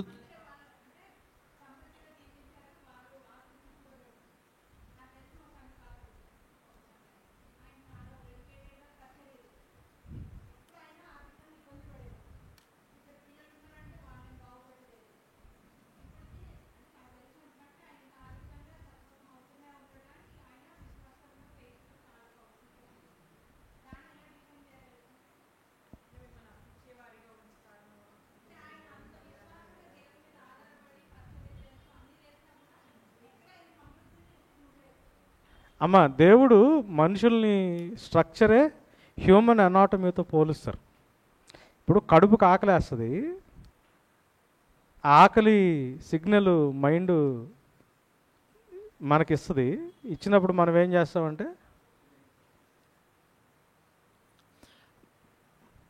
మిమ్మల్ని అప్పిచ్చేవారుగా నేను ఉంచుదును అని బైబిల్ గ్రంథంలో ఉంది కదా. మరి అలాంటప్పుడు మనం అప్పిచ్చేటువంటి వారుగా ఉండాలి. కానీ అసలు పరిస్థితి చూస్తూ ఉంటే చాలామంది నమ్మకమైన దైవ సేవకులది కూడా చాలా దుఃఖకరమైనటువంటి, చాలా బలహీనమైన స్థితిలో ఉంటుంది కదా ఆర్థిక సంబంధమైనటువంటి విషయాల్లో. దీన్ని ఎట్లా మనం చూడాలి అని అంటా ఉన్నారు. సో దానికి హ్యూమన్ అనాటమీయే దేవుడు, అంటే పౌలు గారు రాస్తాడు. కడుపుకి ఆకలేస్తుంది, బ్రెయిన్ ఏం చేస్తుంది, మనకు మైండ్ మనకు సిగ్నల్ ఇస్తుంది. ఫుడ్ అంత దూరంలో ఉంటుంది, కాలుకి సిగ్నల్ వస్తుంది, అక్కడ దాకా వెళ్తాము, చేతికి సిగ్నల్ వస్తుంది, తీసుకుంటాము, నోటికి సిగ్నల్ వస్తుంది. అంటే ఒక పార్ట్లో ఉన్న ఇష్యూని సెట్ చేయడానికి మిగతా అవయవాలన్నీ ఏం చేస్తున్నాయి, పనిచేస్తూ ఉన్నాయి. ప్రతి ఒక్కని మేలు కొరకు పరిశుద్ధాత్ముడు కృపావరాల్ని సంఘంలో విభజించేస్తాడు. ఇది సిస్టమ్ ఎట్లుంటుంది? ఇప్పుడు ముళ్ళ చక్రం చైన్ ఉంటుంది కదా, ముళ్ళ చక్రానికి ముళ్ళు ఉంటాయి, చైన్లో హోల్స్ ఉంటాయి. ఇప్పుడు దీంట్లో ఉన్న సర్ప్లస్, దీంట్లో ఉన్న కొరతను పూరిస్తేనే ముందుకెళ్తుంది. ఇప్పుడు అట్లాంటి ప్లేస్లో మిగతా వాళ్ళు సంతోషంగా ఉండి ఆయన లైఫ్ లాంగ్ కష్టంలో విశ్వాసంతో ఉన్నాడు అంటే అక్కడ ఒకరి గురించి ఒకళ్ళు ఆలోచించుకున్నది ఎక్కడుంది? సహవాసం ఎక్కడుంది? మీరు మీకంటే మీ పక్కనోళ్ళు యోగ్యులుగా ఎంచుకోండి, మీ పనే కాదు మీ పక్కనోళ్ళు పని కూడా చూడమన్నాడు కదా. మీరు ఆది సంఘం యొక్క స్ట్రక్చర్ చూడండి. ఆది సంఘం యొక్క స్ట్రక్చర్లో ఇది నాది ఇది నీదని లేదు. అవసరం ఉన్నవాడు అవసరతని సంఘంలో ఉన్న వాళ్ళందరూ, ఇప్పుడు కడుపుకు సంబంధించింది, కాలుకు దెబ్బ తగిలితే చెయ్యి నడువు వంగాలా, చెయ్యి వెళ్ళాలా, కళ్ళు చూడాలా, చెవులు చూడాలా, అక్కడ ఉన్న దెబ్బకు కావాల్సినవన్నీ మిగతా బాడీ పార్ట్స్ అన్నీ కలిస్తే కదా దానికి.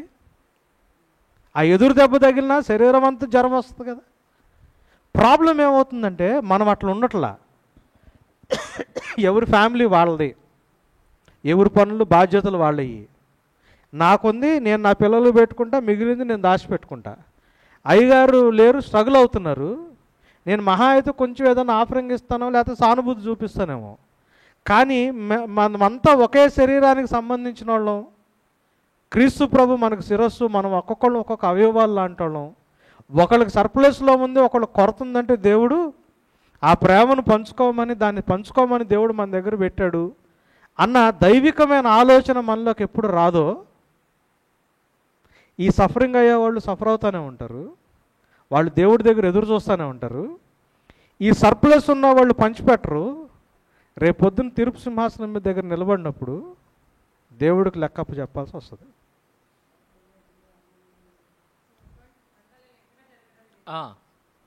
మళ్ళీ ఒక క్లారిఫికేషన్ తీసుకుందాం. ఇక్కడ రెండు మాట్లాడారు మీరు, అప్పు గురించి మాట్లాడారు, సఫరింగ్ గురించి మాట్లాడారు, రెండు కలిపి మాట్లాడారు మీరు. సార్ సఫరింగ్ గురించి చెప్పారు, ఎందుకు సఫర్ అవుతా ఉన్నాం అని అంటే సహవాసం యొక్క ఫలాన్ని మనం ఎక్సర్సైజ్ చేయట్లేదు అనే విషయం. అయితే అప్పిచ్చువారుగా ఉన్నారు అనేటువంటి మీరు మాట్లాడినటువంటి మాట, మీరు అప్పిచ్చువారుగా ఉందరు అనేటువంటి మాట బైబిల్ గ్రంథంలో వాగ్దానాలు చేయబడ్డాయి. అయితే ఆ వాగ్దానాలు ఇశ్రాయేలీలకు చేయబడినటువంటి వాగ్దానాలు ఉన్నాయి, కుటుంబానికి చేయబడినటువంటి వాగ్దానాలు ఉన్నాయి, ఆ పర్టికులర్ కుటుంబానికి చేయబడినటువంటి వాగ్దానాలు ఉన్నాయి. ఇప్పుడు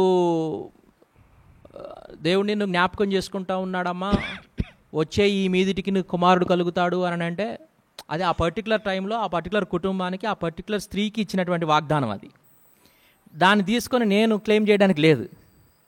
అలాగే మీరు అప్పిచ్చువారుగా ఉంటారు అని అంటే ఆ పర్టికులర్ ఇజ్రాయెల్ నేషన్కి ఆయన ఆ సందర్భంలో మాట్లాడుతున్నటువంటి మాటను తీసుకొని మనం దాన్ని గ్లోబలైజ్ చేసి క్రైస్తవులందరూ కూడా అప్పిచ్చేటువంటి వారుగా ఉంటారు అని తీసుకోవడానికి లేదు. మొదటి విషయం. రెండో సత్యం ఏంటంటే ఆ సఫరింగ్లో ఉన్నటువంటి కాపరి కూడా అప్పు ఇవ్వగలడు.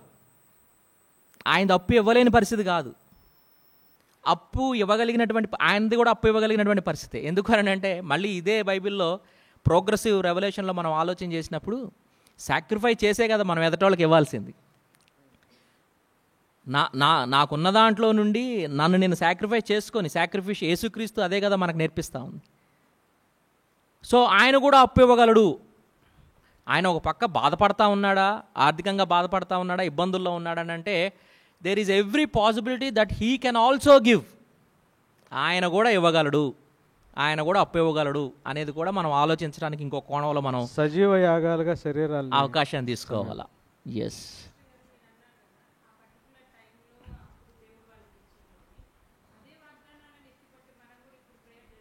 అమ్మ ఇక్కడ ఒక్క విషయం, ఒక్కసారి యెహెజ్కేలు గ్రంథం 16:49-50 పెడతారా?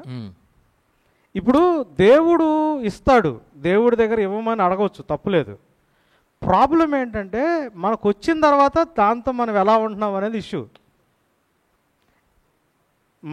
మన దగ్గరికి రావడం ప్రాబ్లం కాదు. ఇజ్రాయేలీల్ని దేవుడు అదే చెప్పాడు, మీరు త్రవ్వని బావులు, మీరు కట్టని నీళ్ళు, మీరు కట్టని పొరములు, మీరు నాటని తోటలు నేను అన్ని ఇస్తా, పాలు తేలను ప్రవహించే దేశంలో పెడతా. వాళ్ళకి సమృద్ధి ఉంది కంప్లీట్గా, దేవుడు ఇచ్చాడు. ప్రాబ్లం ఎక్కడ వస్తుంది అంటే అది యెహెజ్కేలు గ్రంథం 16:49-50.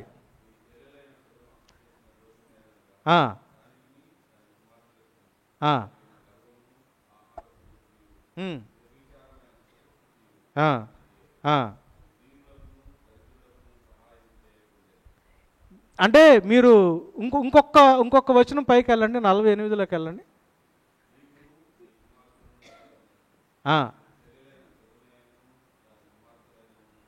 ఇజ్రాయేలీలతో దేవుడు ఏమంటున్నాడంటే నువ్వు చేసినట్టు సొదొమ గొమొరాలు కూడా చేయలేదు అంటున్నాడు. సొదొమ గొమొరాలు పాపం చాలా భయంకరమైన పాపం అని మనకు తెలుసు. నువ్వు చేసినట్టు అసలు సొదొమ గొమొరాలు కూడా చేయలా. సొదొమ గొమొరాలు ఏం చేసినాయి? నెక్స్ట్ ఏమంటాడు? నెక్స్ట్ వచనం పెట్టినానా, ఏమంటాడు చూడండి. ఏముందంట? ఆహార సమృద్ధి, నిర్విచారమైన సుఖస్థితి, ఇవి ఉన్నాయి.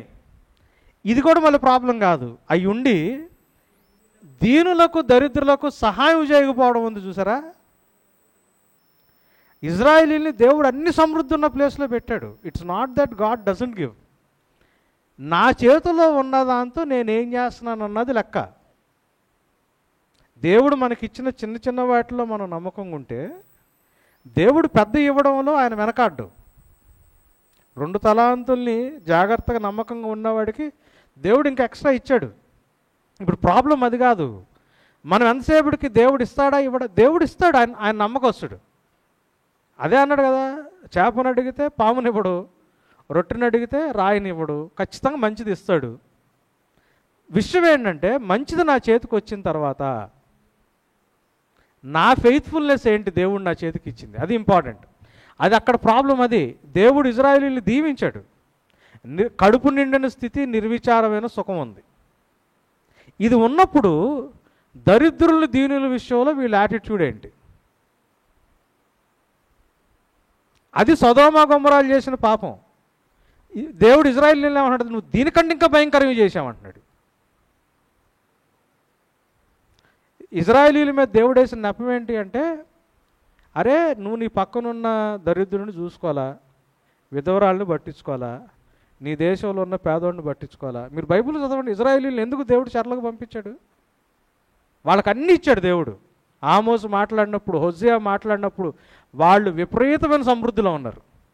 వాళ్ళు ఒకటే చెప్తాడు, నీ పక్కనోడు గురించి నువ్వు ఆలోచించట్లా, బయట నుంచి పని చేసుకునే అన్యుడు ఉన్నాడు నీ మధ్యలో, వేరేదే పరదేశీ ఉన్నాడు, విధవరాళ్ళు ఉన్నారు, తండ్రి లేని వాళ్ళు ఉన్నారు, పేదోడు ఉన్నాడు, నువ్వేం చేస్తున్నావు? నేను నీ చేతికి ఇచ్చాను, నువ్వేం చేస్తున్నావు? వాళ్ళ గురించి నువ్వు పట్టించుకోవట్లా. న్యాయం గురించి, నీతి గురించి నువ్వు ఆలోచించట్లా. నీ కడుపు నిండటం గురించే నువ్వు ఆలోచిస్తున్నావు. దేవుడు అక్విజేషన్ అంతా అదే, నువ్వు నీ గురించి ఆలోచిస్తున్నావు. నీకు కావాల్సినవి నేను నీకు ఇస్తున్నా. What about your brother? నీ పక్కనోడు పరిస్థితి ఏంటి? నీ చుట్టుపక్కల ఉన్న సమాజంలో ఉన్న వాళ్ళ పరిస్థితి ఏంటి? ఇది నేను నీకు ఇస్తానని ముందే చెప్పే ఇస్తున్నా. వాళ్ళని చూసుకోవాలని బాధ్యత అప్పగిచ్చి నువ్వేం చేస్తున్నావు అని. సో దేవుడు మనకి ఇవ్వడం పెద్ద ప్రాబ్లం కాదు, ఇస్తాడు ఆయన. ఇవ్వకపోతే ఎక్కడో ముంతలు కట్టుకుని తాటాకులు వేసుకుని ఊరవతల ఎల్లయ్య పొల్లయ్య పెంటమ్మ ఈ పేర్లు పెట్టి అరే ఒరే తూరే అనే లెక్కలు ఎక్కడ ఉండేవాళ్ళం కదా బయట ఊరవతల గుడిసెల్లో. అక్కడ నుంచి ఇక్కడ దాకా తీసుకొచ్చాడు కదా. ఇక్కడ దాకా వచ్చిన తర్వాత మనం మన కమ్యూనిటీ గురించి, మన పిల్లల గురించి ఆలోచిస్తున్నాం, కానీ మిగతా వాళ్ళ గురించి ఎక్కడ ఆలోచిస్తున్నాం? మనల్ని ఇక్కడ దాకా తీసుకురావడానికి దేవుడి చేతులు ఉపయోగపడిన మిషనరీస్ లాగా మనం మన పిల్లల గురించి ఎందుకు ఆలోచించట్లేదు? ఆయన ఇవ్వాల్సింది ఇస్తాడు, ఇచ్చాడు కాబట్టి మనం ఇక్కడ దాకా వచ్చే. ఊరి మధ్యలో ఇల్లు కట్టుకోవడం అన్నది అది ఒకప్పుడు అయ్యేదా?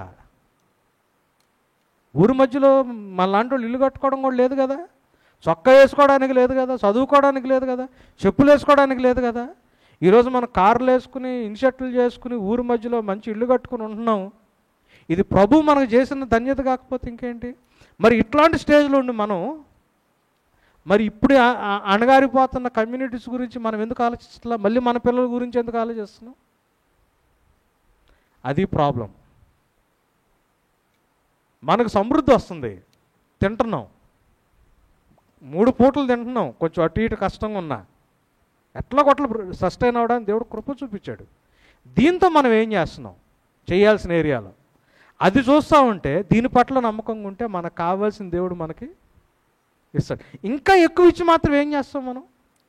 ఇప్పుడు ఈ స్థితినే, ఇప్పుడు ఊరి మధ్యలోకి వచ్చి మనం చదువుకుని మంచి పొజిషన్లో బ్రతకగలిగే స్టేజ్ వచ్చిందాన్ని మనం ఉపయోగించినప్పుడు, దేవుడు ఇంకా ఆర్థికంగా దీవించినా మాత్రం మనం ఏం చేస్తాం? ఆల్టో కార్ తీసేసి BMW కొనుక్కుంటాం, రెంటింట్లో నుంచి పోయి సొంత ఫ్లాట్లోకి వెళ్తాం, 32 ఇంచెస్ టీవీలోంచి 85 ఇంచెస్ టీవీలోకి వస్తాం, మన పిల్లల్ని అమెరికాకు పంపిస్తాం. అంతగా తప్పితే మన స్థితి ఇంకా మంచిగా వస్తే ఇంకేం చేయగలుగుతాం చెప్పండి? సారీ, నేను కొంచెం గట్టి మాటలు మాట్లాడుతున్నాను. అంతకంటే మనం ఏం చేస్తాం? మనకు వేరే ఆలోచన ఇంకేం లేదు. ఇంకొంచెం స్థితి బాగుంటే ఈ రెంట్ హౌస్ బదులు సొంత ఇంట్లోకి వెళ్తాం. అరే, నేను ఊరవతలు ఉన్నోడిని ఇక్కడ దాకా తీసుకొచ్చారు, ఇంకా నా దేశంలో ఇట్లాంటి వాళ్ళు ఉన్నారు, దేవుడు నా కొడుకుని ఇచ్చాడు, ఆడు చదువుకోవడానికి స్తోమత ఇచ్చాడు, వాడి దగ్గరికి నా కొడుకుని పంపించాలని నేను ఎందుకు ఆలోచిస్తున్నాను? ఆలోచన లేనప్పుడు దేవుడు ఇంకా ఎందుకు ఇవ్వాలి మనకి? Flip side how much flip side ఏంటంటే మేడం, పేతురు యోహానులు 3వ అధ్యాయం, అపోస్తుల కార్యాలు 3వ అధ్యాయంలో వాళ్ళు వెళ్తూ ఉన్నప్పుడు అక్కడ ఉన్నటువంటి ఒక భిక్షగాడు వారి చేతుల వైపు చూస్తూ ఉన్నాడు, ఏమైనా ఇస్తారా అని. కానీ వాళ్ళు ఆశించింది ఇవ్వలేదు. వాళ్ళు, నువ్వు కోరుకున్నది మేము ఇవ్వలేం, కానీ మా దగ్గర ఉన్నది, మీరు ఇందాక అడిగినటువంటి స్టార్ట్ చేసినటువంటి క్వశ్చన్ మాట్లాడుతూ ఉన్నా, ఆ పాస్టర్ గారు ఇవ్వగలుగుతాడా, అప్పివ్వగలుగుతాడా అంటే ధనరూపేణ ఆయన ఏమి ఇవ్వలేకపోవచ్చు, కానీ ఆయన దగ్గర ప్రభు ద్వారా సమృద్ధిగా ఉన్నదేదో దాన్ని ఇవ్వగలుగుతాడు. అంటే డబ్బులు వేస్తే 10 రూపాయలు వేసేవాడు, కాళ్ళు వచ్చినాయి కాబట్టి అటు రోజుకు 10 రూపాయలు సంపాదించుకుంటాడు. సో అందుకోసం మనం హోలిస్టిక్గా ఆలోచించడానికి ప్రయత్నం చేయాలి. అందుకోసం అంటున్నా నేను, ఈవెన్ ప్రవచనాలు కానివ్వండి, లేకపోతే వాగ్దానాలు కానివ్వండి, పర్టికులర్గా ఆ పర్టికులర్ టైంలో మాట్లాడినటువంటి వాటిని మనం గ్లోబలైజ్ చేయడానికి లేదు. స్వస్థపరుచు యెహోవాను నేనే అన్నాడు, దట్ వీ కెన్ గ్లోబలైజ్. మనం ఇప్పటికీ కూడా అది ఆయన లక్షణం కాబట్టి, అయ్యా నువ్వు స్వస్థపరచు దేవుడవు కదా, నన్ను స్వస్థపరచు అని మనం మాట్లాడుకోవచ్చు. ఇప్పుడు మీరు అప్పిచ్చు వాళ్ళుగా మీరు ఉంటారు అని అన్నారు, దాని ముందో దాని వెనకనో ఏదో ఖచ్చితంగా ఒక కండిషన్ ఉంటుంది. ఇగో మీరు భయభక్తులు కలిగి ఉంటే, లేకపోతే నా త్రోవల్లో మీరు ఉంటే మీరు అప్పిచ్చువారుగా ఉంటారు కానీ మీరు అప్పు తీసుకునేవారుగా ఉండరు అనే మాటలు ఉండొచ్చు. ఇప్పుడు అక్కడ ఇంపార్టెంట్ ఏంటి? అప్పు ఇవ్వడమా, ఆయన ఎందుకు భయభక్తులు కలిగి ఉండవా? ఉంటేనే కదా. చాలా జాగ్రత్తగా, is he talking about the fear of the లార్డా? Is he talking about giving money to the పూరా? దాని గురించి మాట్లాడుతూ ఉన్నాడు. So we are missing actual the core points అనమాట యాక్చువల్గా మన ఇంటర్ప్రిటేషన్లో. సో నేను అది చెప్పడానికి ప్రయత్నం చేస్తూ ఉన్నా. నేను చెప్పండి సార్. ఫిలిప్పీలకు రాసిన పత్రిక 4వ అధ్యాయం 11. నేను ఏ స్థితిలో ఉన్నాను ఆ స్థితిలో సంతృప్తి కలిగి ఉండుట నేర్చుకొని ఉన్నాను. దీన స్థితిలో ఉన్న నెరుగుదును, సంపన్న స్థితిలో ఉన్న నెరుగుదును అని చెప్తాడు. చెప్పిన తర్వాత ఈవిని అపేక్షించి నేను ఇలాగ మీతో మాట్లాడడం లేదని నెక్స్ట్ 19వ వచనంలో ఏమంటాడంటే, కాగా దేవుడు తన ఐశ్వర్యం చొప్పున క్రీస్తు యేసునందు మహిమలో మీ ప్రతి అవసరమును తీర్చును. అంటే ఏంటంటే ఆయనకు అక్కడ అవసరత ఉంది, కానీ అవసరతని ఆయన హైలైట్ చేయడం లేదు. ఎందుకంటే ఆ దేవుడు నా అవసరతను తీర్చగలరు ఎట్ ఎనీ టైం. ఇప్పుడు మీరు ఇచ్చినందున నేను గొప్పవాడిని అయిపోయాను అని నేను చెప్పడం లేదు, కానీ మీరు ఇచ్చిన ఇవ్వకపోయినా నా దేవుడు నా అవసరతను తీరుస్తాడు. అట్ ద సేమ్ టైం మీ అవసరతను కూడా తీరుస్తాడని దేవుని యొక్క గొప్పతనాన్ని అక్కడ తెలియజేస్తూ ఉన్నాడు. అంటే బైబిల్లో చాలా స్పష్టంగా చెప్పబడి, మనకి ఇన్ని క్వశ్చన్లు ఎందుకు వస్తున్నాయి అంటే బైబిల్లో చాలా స్పష్టంగా చెప్పబడినటువంటి మాట ఏంటంటే, మీరు దేవునికి ధనమునికి ఇద్దరికి దాసులుగా, దేవుడు అనేటువంటి ఒక గంభీరమైనటువంటి విషయాన్ని దేవుడు దేంతో పోల్చాడంటే, మీరు దేవునికి అపవాదికి దాసులుగా ఉంటే, లేకపోతే మీరు దేవునికి లోకమునికి దాసులుగా అట్లా చెప్పల. మీరు దేవునికి ధనముకు దాసులుగా ఉంటే కుదరదు అన్నాడు. అంటే ధనము ఎలాంటి స్థితిని, పతనానికి మానవుని తీసుకుని వెళ్తుందో చెప్పడానికి చెప్పబడినటువంటి మాట. మేబీ అందుకోసం మన థింకింగ్ అంతా కూడా ఇందాక నుంచి మనం ఈ సెషన్లో మాట్లాడుకున్నటువంటి ప్రతిదాయి కూడా మన థింకింగ్ అంతా కూడా we are always think about the money. ఎట్లా సంపాదించాలా, ఏం చేయాలా, ఎట్లా సమకూర్చాలా, ఎట్లా ఏంటి, ఇన్వెస్ట్మెంట్ ఏంటి, అదేంటి ఇదేంటి అనేదే మానవుని యొక్క ప్రయాణం అంతా కూడా. దాదాపుగా మానవుని యొక్క ప్రయాణం అంతా కూడా ధనం వెనుకనే. క్రైస్తవ్యంలో అనేకులు, క్రైస్తవేతర మతాలలో కూడా అనేకులు, even spiritual organisations and temples, everything after మనీయే. మళ్ళీ అక్కడ కూడా దేవుడు కాదు.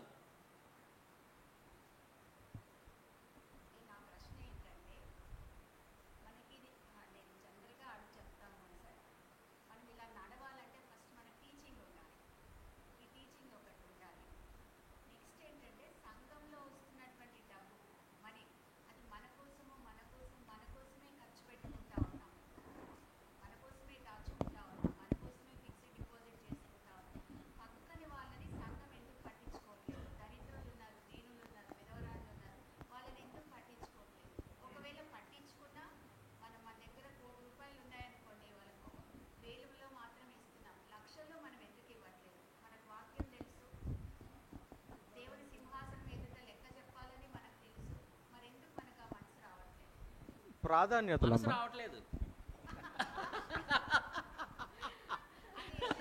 మనసు రావట్లేదు. ప్రయారిటీస్, ప్రాధాన్యతలే. పర్సనల్ ప్రయారిటీస్, కార్పొరేట్ ప్రయారిటీసే లెక్క. మీ ప్రశ్నలోనే సమాధానం, మనసు రావట్లా. అది మనసు ఎందుకు రావట్లేదు?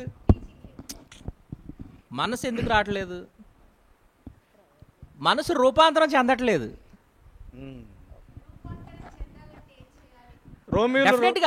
మనం బేసిక్స్ దగ్గరికి, టీచింగ్స్ దగ్గరికి, వాక్యం దగ్గరికే వస్తాం ఖచ్చితంగా.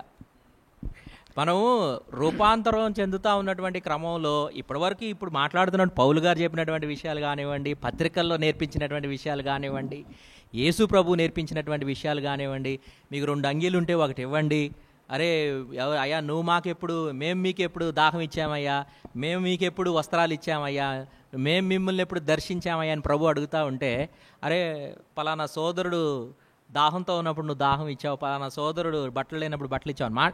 ఇవన్నీ కూడా వెరీ క్లియర్. కాకపోతే ఏమైపోయింది, మరలా ఇందాక సెషన్లో చెప్పబడినటువంటి the systems which are influencing our minds, అవి కేవలం లోకాన్నే కాదు, చర్చ్ను కూడా ఇన్ఫ్లుయెన్స్ చేసేటువంటి స్థాయికి ఎదిగిపోయాయి అవి. వాటి చేత ఇన్ఫ్లుయెన్స్ చేయబడతా ఉన్నాం చర్చ్గా. అందుకోసం వాక్యంలో చెప్పబడినటువంటి విషయాలను నెరవేర్చలేకపోతా ఉన్నాం. మీరు చెప్పండి. అదే రోమన్స్ 12 ఒకసారి పెట్టిన సేమ్ మీరు అది మనసు ఎట్లా మారుతుంది అంటే పౌలు గారు ఆల్రెడీ చెప్పాడు రోమాపత్రిక, లోక మర్యాదలను అనుసరించొద్దు. లోకం అంటే ఇప్పుడు అర్థమైపోయింది కదా, ఈ సిస్టమ్స్. మర్యాదలు అంటే పద్ధతులు. ఈ సిస్టమ్స్ నేర్పిస్తున్న పద్ధతుల్ని 12వ అధ్యాయం 2వ వచనం, దాన్ని అనుసరించొద్దు. అనుసరించకుండా ఏం చేయాలా?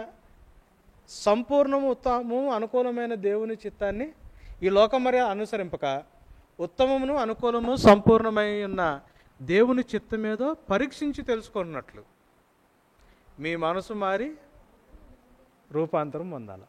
సో మన మనసు మారాలంటే వాక్యాన్ని పరీక్షించి తెలుసుకోవాలి.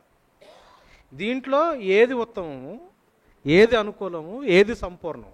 ఇప్పుడు వరల్డ్లీ సిస్టమ్ ఇట్లుంది, లోకం ఇట్లా చెప్తుంది. నా పిల్లల భవిష్యత్తు గురించి లోకంలో ఉన్న ఇది, నా పిల్లలు వివాహం గురించి లోకం ఇట్లా చెప్తుంది, వాళ్ళ ఫ్యూచర్ గురించి లోకం ఇట్లా చెప్తుంది.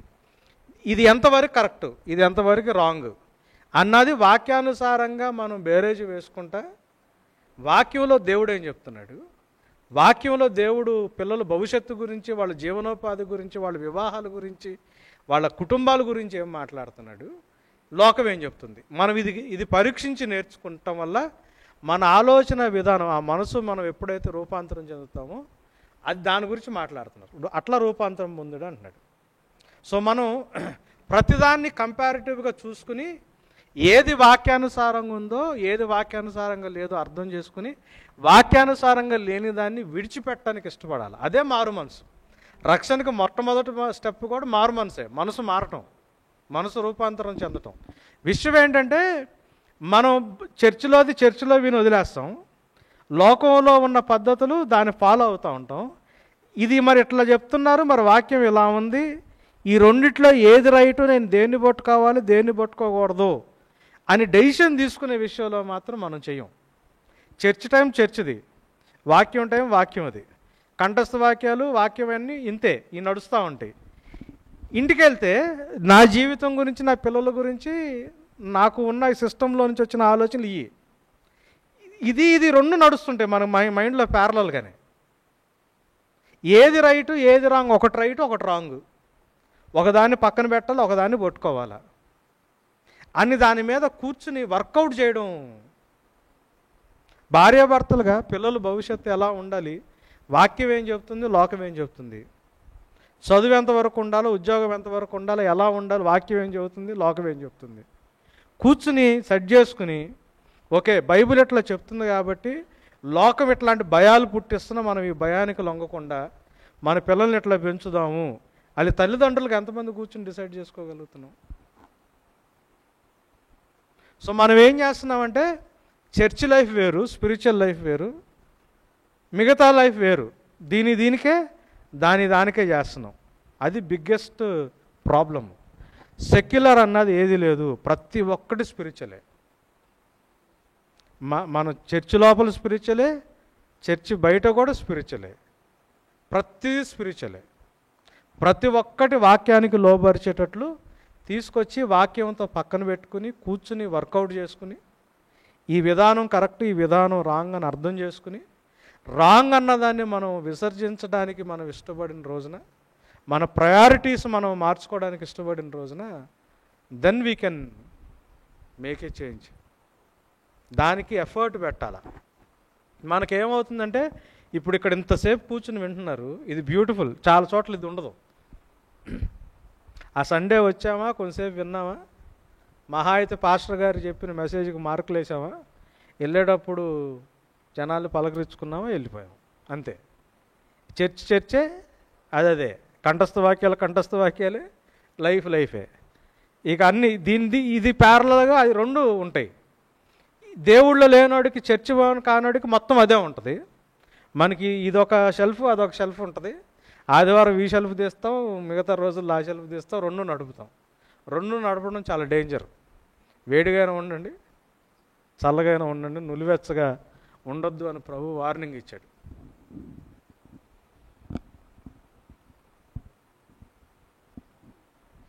క్లోజ్ చేద్దామా? థ్యాంక్ యూ రవికాంత్ గారు. అందరం లేచి నిలబడదాం, ప్రార్థన చేసుకొని ప్రభు నేర్పిన ప్రార్థన చెప్పుకొని ఆశీర్వాదంతో సెలవు తీసుకుందాం.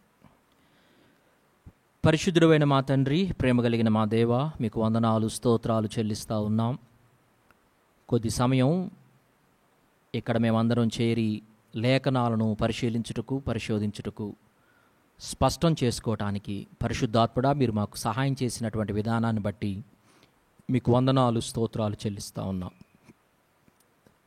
చాలాసార్లు మాకు వాక్యం తెలుసు, భావం తెలుసు, దాని సారం తెలుసు, సారాంశం కూడా తెలుసు, కానీ దాని ప్రకారం అడుగులు వేసేటువంటి మనసు లేదు. మా ప్రభువా, చాలాసార్లు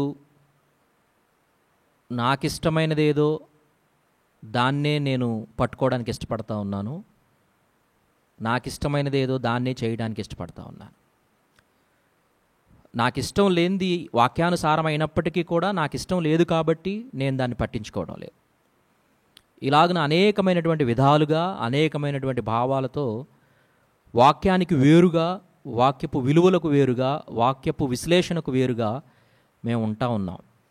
మా తండ్రి, అలాంటి స్థితిలో నుండి వాక్యాన్ని సరిగా అర్థం చేసుకున్నటువంటి వారంగా మీరు కోరుకున్నటువంటి వ్యక్తిగత జీవితాలు, కుటుంబ జీవితాలు, సంఘం ఉండడానికి మాకందరికీ సహాయాన్ని దయచేయమని వేడుకుంటా ఉన్నాం.